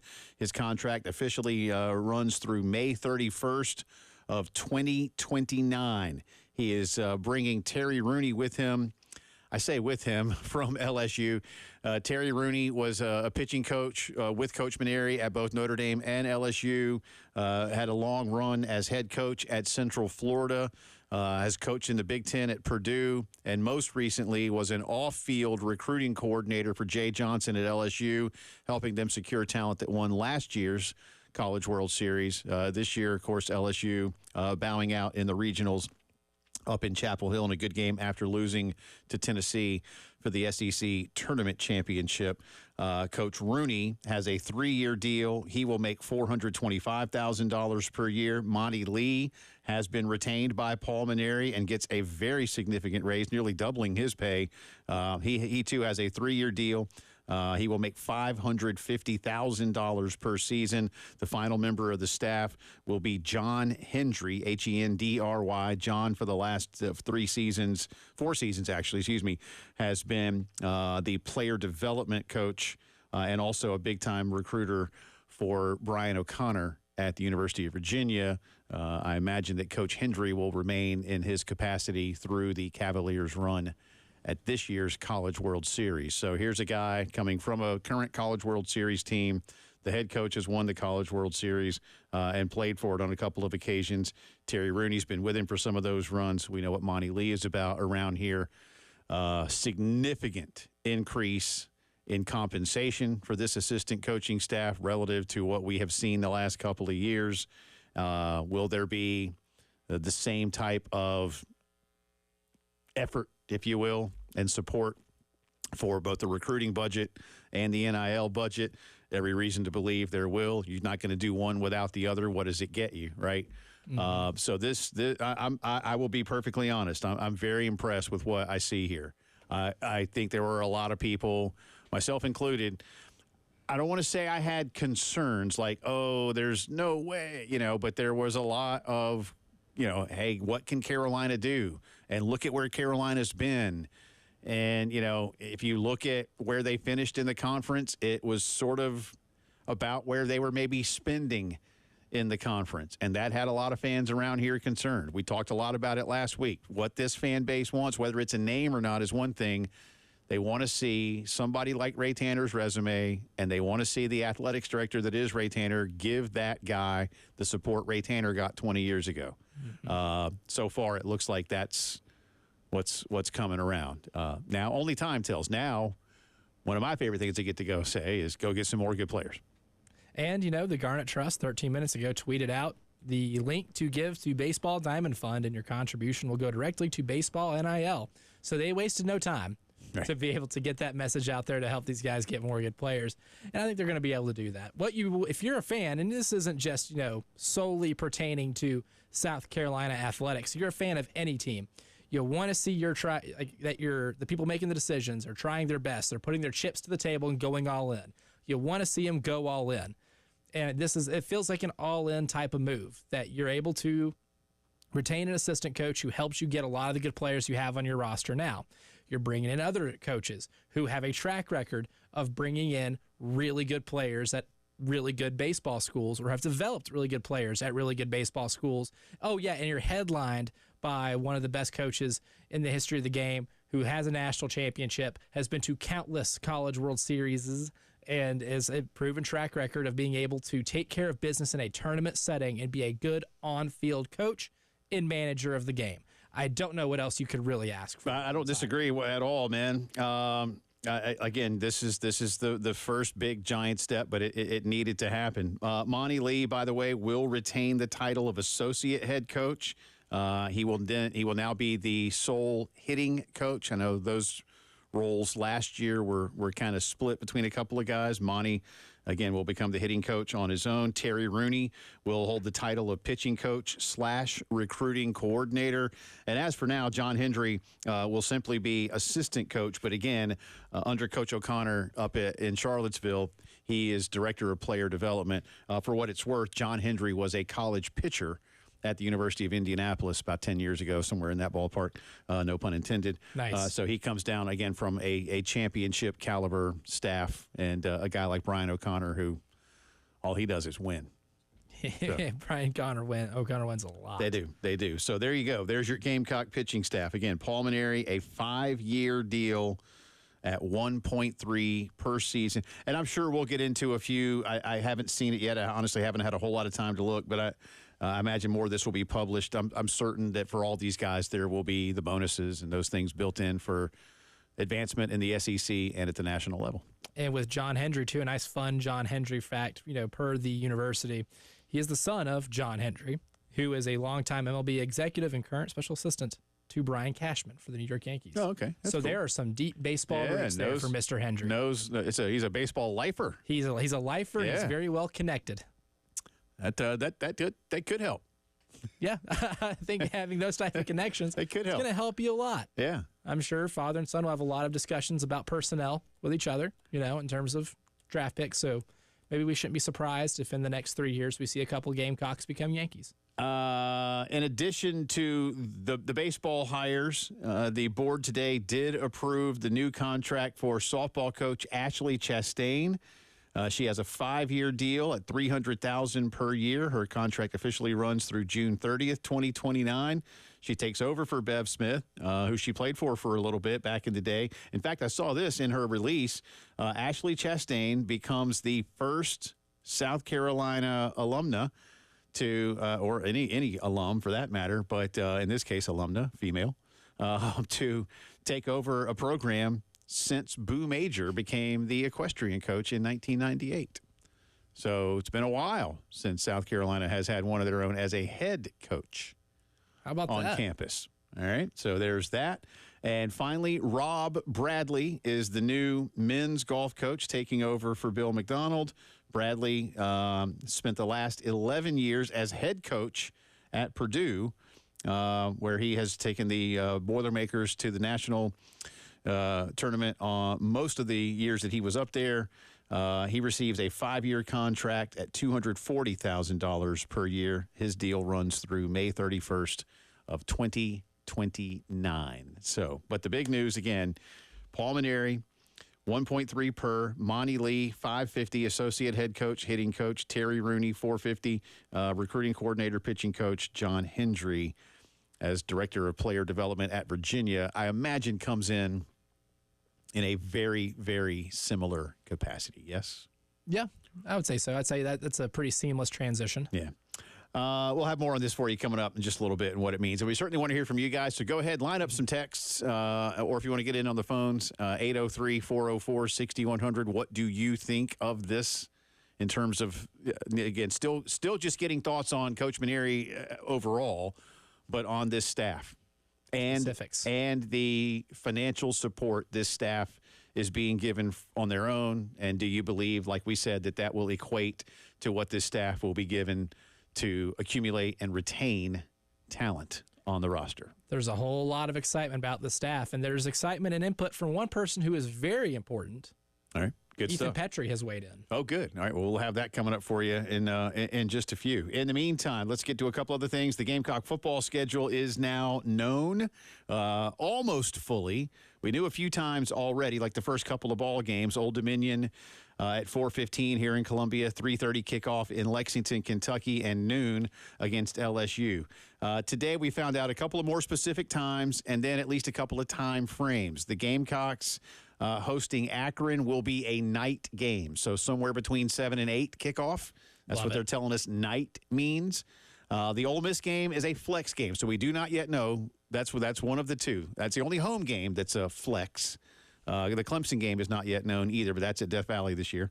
So Elijah and I speculating that if Carolina is 3-1 or better when Mississippi comes to town first weekend of October, that's a likely night game. Could even potentially be the 3:30. I don't know. Could be game of the week. Could be. I don't know. Because if they're 3-1, Ole Miss is undefeated, which I never know. kind of expect. Yeah, but I that one feels to me like a good old fashioned 7:45 ESPNer. I want that to be a night game so bad. But so bad. But we shall see. But that one is a flex game. Hope they consult me. At Alabama will be noon Eastern, so 11 o'clock Central Time on October 12. The following weekend will also be the early time slot. Again, that could be anywhere between 12 and 1 Eastern kickoff in Norman. So it'll be early in Norman.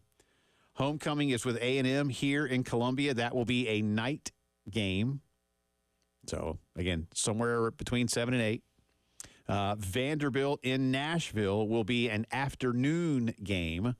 That is the time frame between like 3:30 and 4:30 Eastern, so a little bit earlier Central Time. Missouri comes here this year. That will also be an afternoon game. And Wofford is specifically at 4 o'clock, the final home game. And once again, Clemson at Death Valley, November 30, to be announced. We will find that out later on. That's an ACC television game. Still ESPN, still Disney, but that's an ACC thing. So, again, that day also, and I don't know where they are. I'd never remember. FSU, Florida, Georgia Tech, Kentucky, Louisville. You got those other built-in, games with the ACC rivals. Weekend. Yeah. Yep. So and if both teams are doing well, probably be pretty well showcased. Yeah, I think so. That'd be my hunch. Yeah, even then. So even if they don't. Pull for it. Big rivalry game. It is a big rivalry game. Really excited about A&M being a night game. I have a few friends from Tennessee that I've convinced to come out here for a football game, and that was the game they picked. And it's going to be a night game, so their first experience will be under the lights. Last time A&M came here, they did their yell practice on the State House steps. I didn't go, but I had some friends that did, and I bet it was totally normal, non-awkward. They did say it was everything that you think it is. And in terms of being weird and culty. And I didn't. To which I said, "Why'd you go?" They just said we just wanted to see it for ourselves. And curiosity. Like, all right. Have fun with that.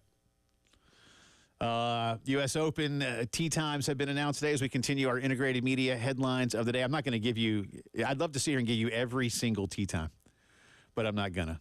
Instead, I'm just going to give you about the 5 or 6 of the best groups that are going to be playing with each other. Justin Thomas, Colin Morikawa, Brooks Koepka is one of them. Ricky Fowler, Adam Hadwin, and Phil Mickelson will be playing in the same threesome. Let's see, a couple other good ones. Rory, Xander Schauffele, and Scotty Scheffler. Wow. They're going to tee off at 1:15 on number 1 on Thursday. Perfect. Let's see. Also going off of number 1, Hideki, John Rahm, Jordan Spieth. So I'll just see Matsuyama win a U.S. Open. John Rahm's got a hurt foot, so he could be a little gimpy. We shall see. A couple other good ones here real quick for you. Will Zalatoris, Matt Fitzpatrick, and Tiger, is it Woods? Yes. They would tee off at number 10 at 7:29 on Thursday morning. Tony Finau, Ludwig Ahlberg, who's turning into one of the best golfers on the planet. He is, man. Bill McDonald told us to watch for him, and boom, there he is. And DJ, Dustin Johnson, in that same group. And a couple more for you real quick. Just one more I'll give you. Actually, 2. Terrell Hatton, Tommy Fleetwood, Tom Hogue. And then Bryson DeChambeau, Victor Hovland, and Max Homa in a group. So Lots more big names. Obviously, U.S. Open, Pinehurst #2 tees off very early on Thursday morning. And it's going to be hot in central North Carolina this week. Good luck. Good luck, kids. I'll enjoy the air conditioning. On what is a brutally difficult course, I'm told. I'm told if you go and people say, oh, I want to play Pinehurst #2. I've had so many people say, I've never been, but I've heard people say, do not play #2. Just don't. Just do yourself a favor. Unless you're really, really, really good at golf, do not play #2. It will destroy your life. It is so hard. I'm like, I believe you, and I won't. So this is the opposite of what the PGA Championship was. More of your thoughts on Paul Mainieri and his staff as the South Carolina baseball coaches are known and what they're going to make. What comes next? What's your level of support looking like? All that and more. 803-404-6100. This is the Postgame Show.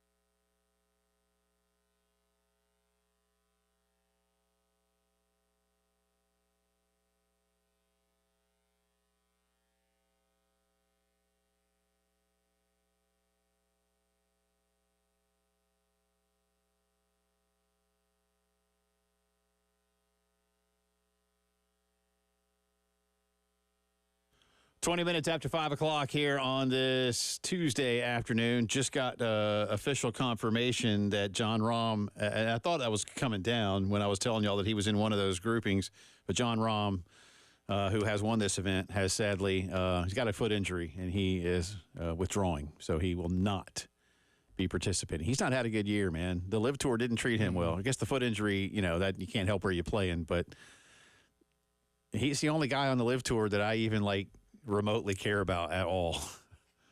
He has not been good in the two other majors this year. No, and I'm a fan of John Rahm, but anyway, unfortunately, we will not see John Rahm in action this weekend up at Pinehurst. Let's get to the phones. Talking Paul Mainieri again. If you've just tuned in, Paul Mainieri, longtime LSU coach, national champion, national coach of the year, 5-year, $1.3 million per deal to become the new head coach of the South Carolina Gamecocks. Monty Lee will stay on staff as associate head coach and hitting coach. He's got a 3-year deal at $550,000 per season, so Monty gets a big raise to remain on staff here. Terry Rooney will come from LSU as recruiting coordinator, and he'll be the pitching coach, 3 years, a little over $400,000. And John Hendry comes from the University of Virginia's staff, where he is the director of player development.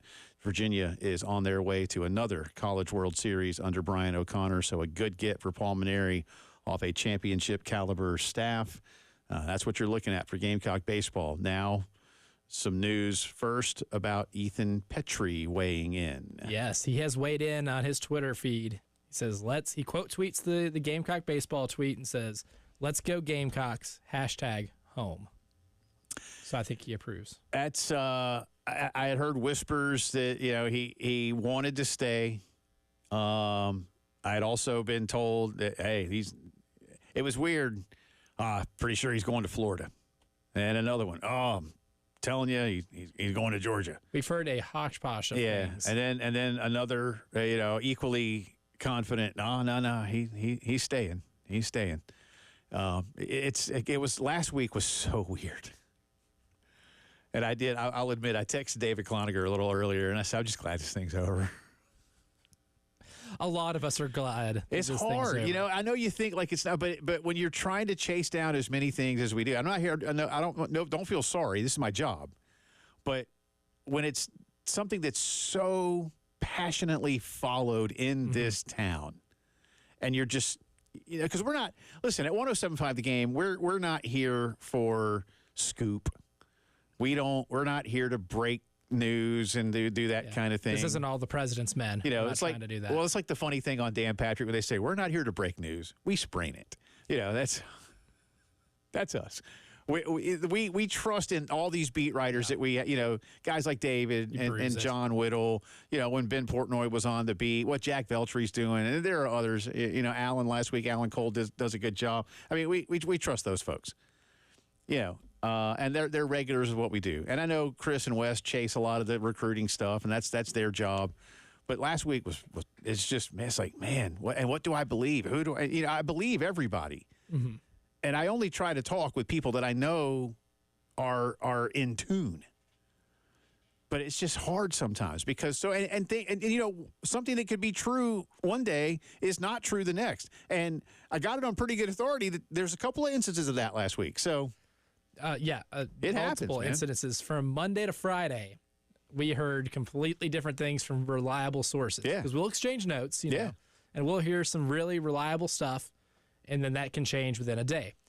As is the life of, an SEC coaching search. Right. That's exactly how these go. And then again, where'd Paul Mainieri come from? Like I said, I joked earlier in the show. I don't know that a week ago that if he was given one, that Paul Mainieri had Paul Mainieri on his Gamecock coaching search bingo card. This kind of feels like the John Calipari Arkansas thing where it's like, hey, John, who do you think we should hire? And then after talking for a little bit, John, I think we should hire you. Yeah, me. Buddy. Yeah, let's do it. I think you're a good guy. Let's get to David on the phone lines this afternoon. Hey, David, how you doing, bud? Hey, guys. So what you're saying is just trust you guys for all of the news because I can totally do that. I'm not saying that. The best I can do for you. No, I think this is a great hire, and it's really good to see the athletic department actually putting money into into the coaches. And, I mean, with the resume like it, I mean, how can you not pay him that kind of money? You know what I mean? Mm-hmm. And, it's funny, I was on hold for 30 minutes, and you guys pretty much took all the talking points I was going to kind of mention, which that's your job, so I'm not mad. But, no, I think this is great for the baseball team, and I'm really glad to hear that Petrie's going to stay. So, because if he would have left, I'm pretty sure it would have been full-on nuclear meltdown in Columbia, South Carolina. Well, yeah, and it's hard. And thanks, David. I appreciate your patience, too, on a busy day. And we try not to steal too much thunder. But, no, I would believe that – and I know you had a poll question today that maybe has even been altered now that some of this is official, so we'll come back around to that in just a second. Listen, it's a baseball team. You can't put too much in any one guy, right? But Ethan Petrie is a special player. And were you to lose him, even if you were to bring in a great coach, were you to lose your best returning player, because Cole Messina's off, then that's it's just tough to. I mean, you can replace him. Don't get me wrong. I mean, and the next guy comes around, right? But here's a guy, Ethan Petrie, who has now moved into, I think, the top 5, Elijah, all time in Gamecock home runs. You'd like to see him finish his career out here in Columbia because he's only going to play one more year, and have a shot. Have a legitimate shot at becoming, an all-timer at Carolina. And what could he do for him next season? But there's a guy to build around, not only from a literal baseball lineup standpoint, but a focal point talent that others can look at and go, yeah, I want to play around that guy. And for Paul Mainieri and Monty Lee and Terry Rooney, all these guys to go out and get some talent. Hey, listen, we can put you around him, and you're all going to see pitches. They can't pitch around everybody. Things like that. And you saw some guys getting pitched around, especially Cole Messina in that regional. And I thought it was unfortunate, and I know one of the kids they'd like to see come to Columbia, and there's no guarantees, but P.J. Moorlander down at Somerville, I saw the video last week of him being pitched around and just, laughing. But what are you going to do? And that's high school ball. Yeah. I grant you, that's high school ball. But, they just walk him. And, I mean, I know we saw that at the highest level with Bonds for a bit. Just walk him. But you can't do that all the time. And if you've got enough guys that the opposing team has to account for, eventually somebody sees a good pitch. Look at Georgia's lineup this year. Wasn't just Charlie Condon. There's a reason that he was able to get pitched to 37 times to hit 37 homers. By the way, Charlie Condon put up a major league season's worth of home runs in 60-something baseball games. And still got walked intentionally in a lot of instances towards the end of the season. Well, that's what they said about a guy like Bonds. And what if you kept pitching to Bonds every time? It's video game numbers. But Ethan Petrie is going to be making his way back in. Real quick, let's get to Wayne. Hey, Wayne, how are you, bud? Hey, Jay, how you doing? Good, man. Question. Will Cole Messina, will he still be staying at Carolina? No, Cole's eligible for the draft, and, I think guys like Teddy Cahill and some of the others that follow it had said he rocketed up the major league boards. I would be... MLB.com has him in the top 200 in terms of draft prospects. That's a place. So you're looking at top 4 rounds plus the compensatory round. So top 5 rounds, I guess. There's, depending on what the money looks like, I suppose there's a chance. And it's not just about the NIL situation. Or, do you want to go play pro ball now or not? I think that's really what it would come down to. How much more can he raise his stock? Is the other thing too. Because if you can get yourself in the first round, then you might. So I big think boy money. I think there's a chance that he stays. But if you were asking me to handicap it, I'd say it's less than 50%. But that's just me looking at it on the surface right now. Let's see what his talks are like with others. Let's see where he gets picked. There's nothing. A good hitting catcher might go a long way. More coming up.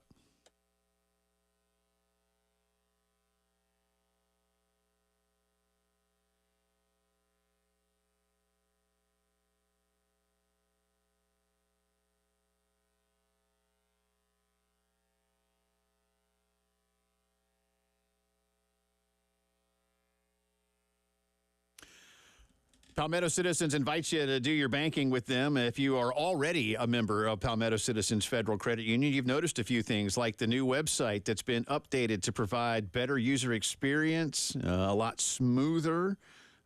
Starting in the spring, members with a mortgage loan, an easier digital platform to take care of all the mortgage needs, a new online and mobile banking system coming this summer that will be superior in terms of all kinds of features and services, and it's all local. That's the great thing about it. And it's been local since 1936. The money stays here in the Midlands.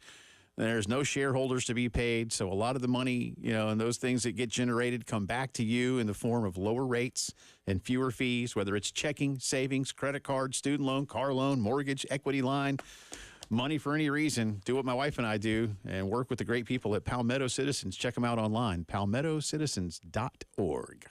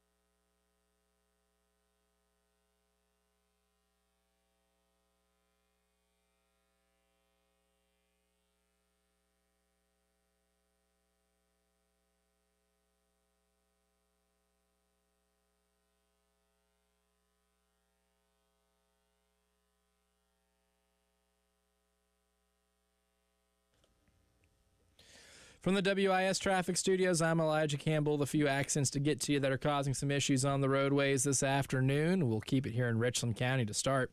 Accidents on US 378 at Pineview Road and Halbrook Drive. One on I-77 southbound after Fort Jackson Boulevard and exit 10.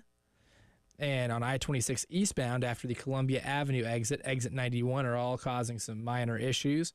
Outside of Richland County, we have a few on I-26 westbound near exit 107B in Lexington County, and one on I-20 eastbound just after US 601 near exit 92 in Kershaw County, all those showing as minor traffic delays.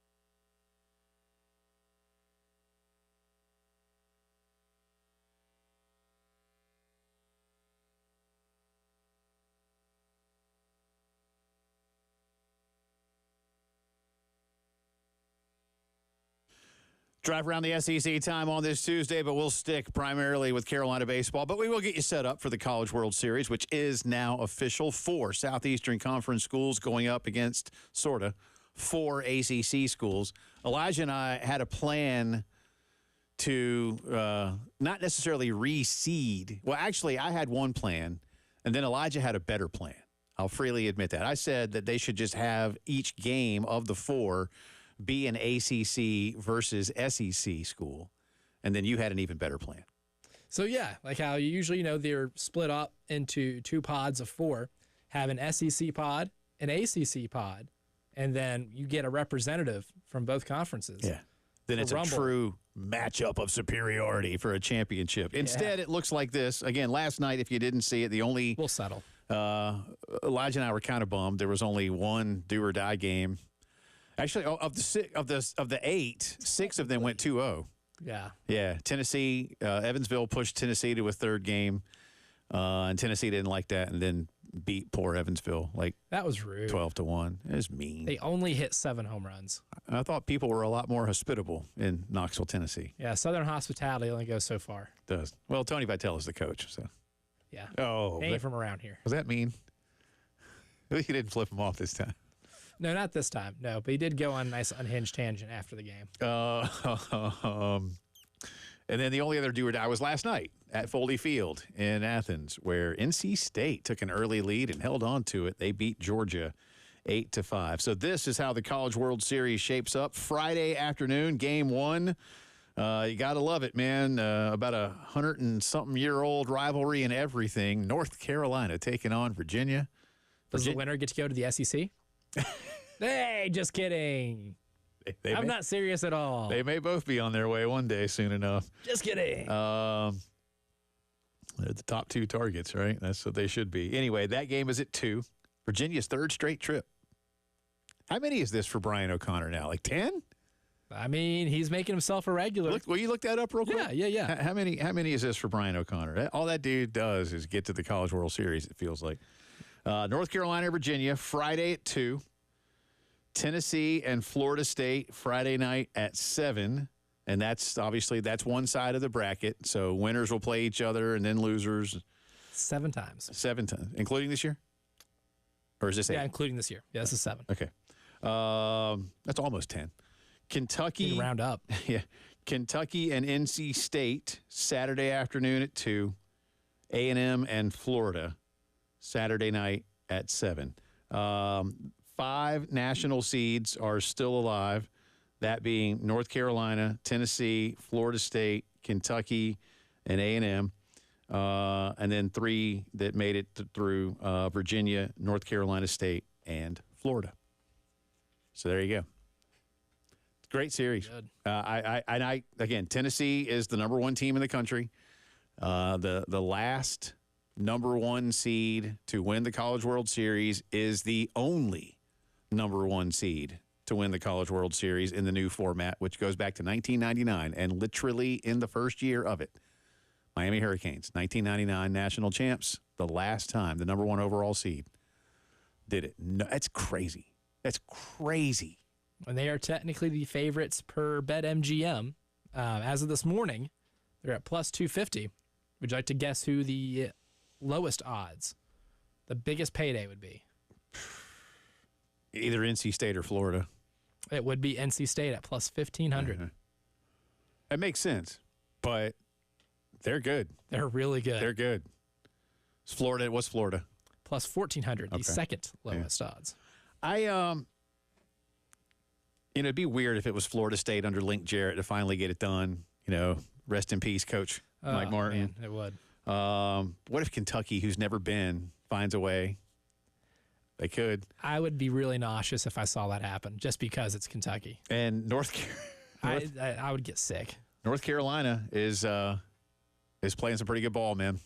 They are playing some pretty good ball. Chapel Thrill, as they call it, because they win a lot of one-run games. Play A&M can. I mean, I don't know. I would say A&M. If you made me bet on who's going to win the College World Series, my bet is still A&M. I think they're probably just the most well-rounded team of all of them. Yeah. I still feel, even with the Braden Montgomery injury, which is very unfortunate. And it's a blow. But they're loaded, man.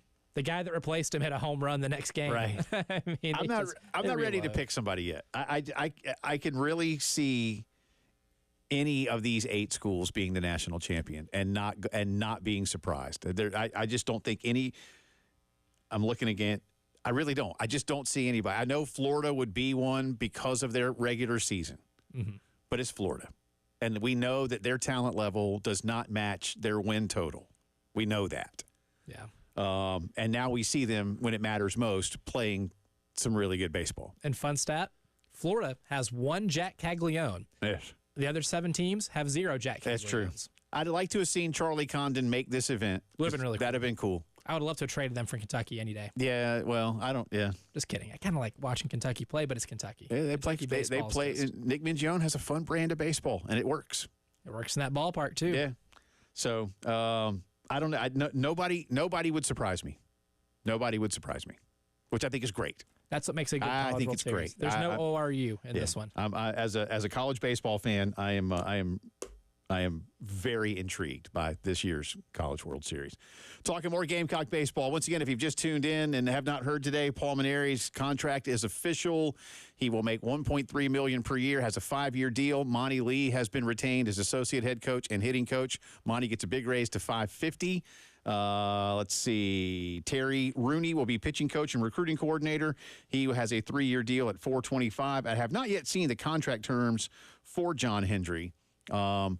He's going to come, but I do wonder, and I don't know, maybe you have heard more on John Hendry. Nothing yet on Hendry. But I wonder if it's because he's still active, and maybe they just haven't been able to finalize his deal because, hey, yeah, I'm coming, but let me get Virginia through the College World Series. Let me win one of these. Let me win a ring here real quick. Yeah. And then I'll get back to you.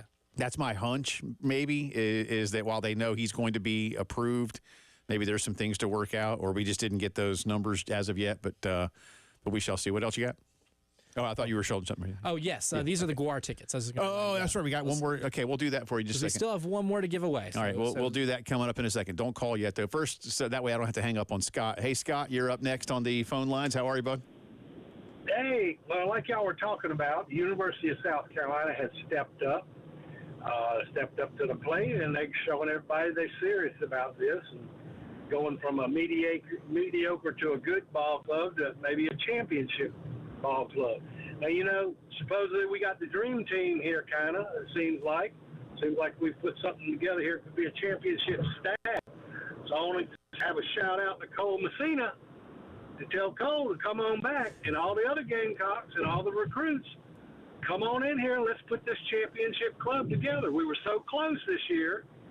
I think we've got everything we probably need here now. You may well. You'll certainly, thanks, Scott. You'll certainly go out and get some more talent. Again, the Cole Messina issue is interesting. As Elijah said, he's a top 200 overall prospect, but he's a very good hitting catcher. And low supply, high demand. Yeah, how valuable might that be to certain major league clubs? My gut would tell me that let's just say 1 through 200 that he wouldn't be 200th. That somebody's going to look and go, all right, that's hard to come by. And he's got some versatility at other spots. So, yeah, there's a lot to like about what you could get in a guy like Cole Messina. Now, does that make him a first-round pick? I don't know enough about it. I did the last mock draft I looked at. I think you and I talked about it a couple of weeks ago, and it was done by one of the guys at The Athletic, and now I forget which one. I apologize. But there were 2 catchers in it, and Cole wasn't one of them. But it's just a mock. Mm-hmm. And he has shown himself maybe since then to have improved just a little bit in terms of some of the things they saw. And you don't want to just take one really hot-hitting week at a conference tournament and go, oh, well, there you go. But per MLB.com, they did mention in their write-up about him, when you click on the player profiles, that his week at the SEC tournament turned a lot of heads. Yeah. Hey, if you want to go to GWAR, 4 tickets for you right now, 803-404-6100. Last 4-pack, GWAR, tonight at the Senate. Good luck.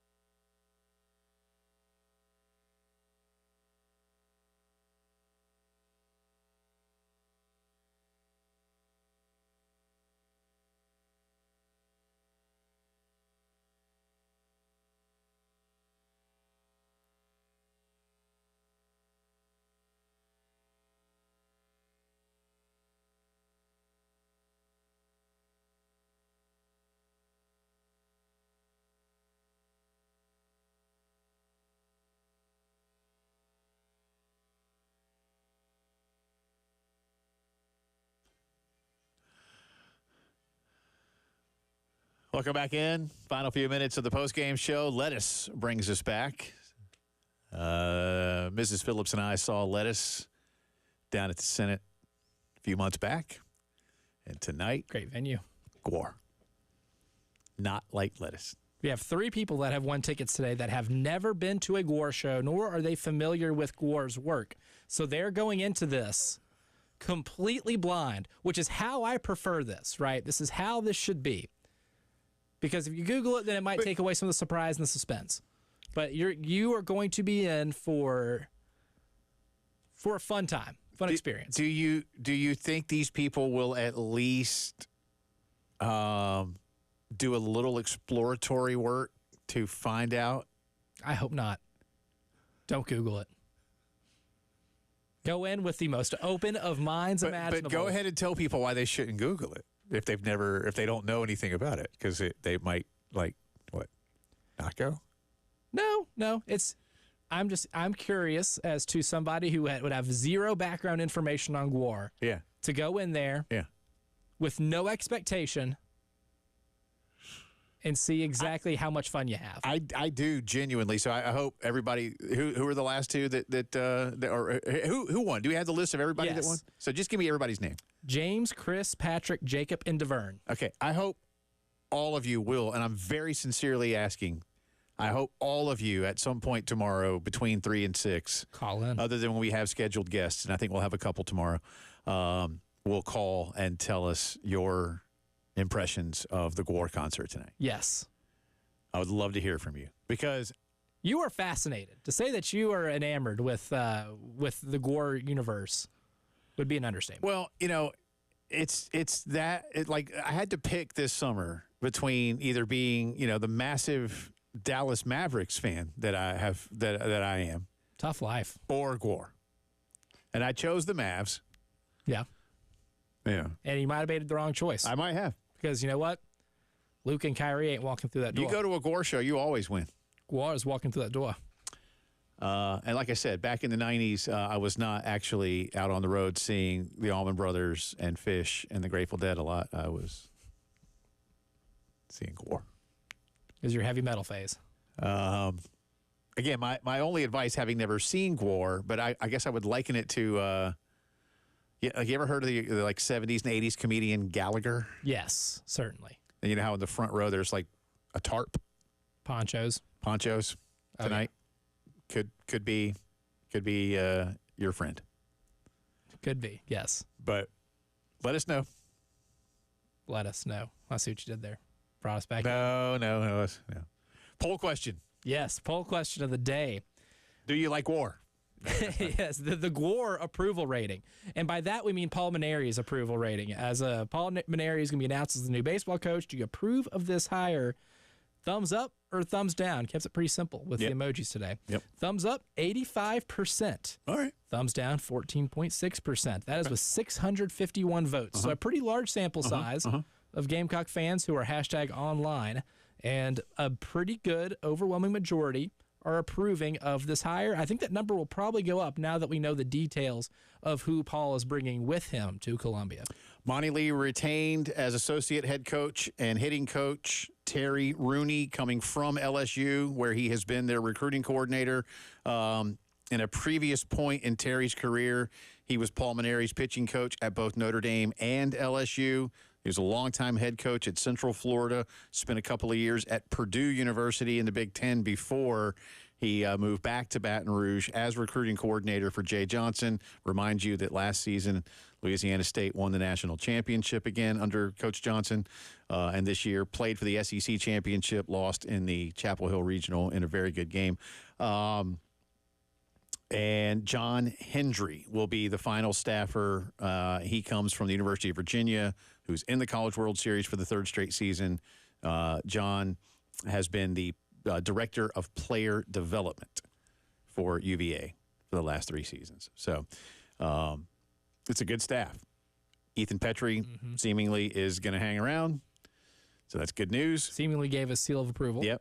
And, again, a guy like Cole Messina, we wait and see. Again, the draft is in a few weeks, and He's going to be a high draft pick. How high and what that money looks like. And do remember, for those of you who follow any of the draft stuff, on websites or whatever, every draft slot in the top 10 rounds has a value that is placed upon it, but that is simply for the purposes of kind of knowing how much money there is to spend. You don't, as a club, have to hold those are not etched in stone. It's almost like guidelines. Mm-hmm. So, and then what could Carolina do with an NIL offer if they wanted to keep a guy like that around? That would be where the negotiation comes in. Is he ready to go play pro ball? What we do know is that it'll be enticing. Yeah.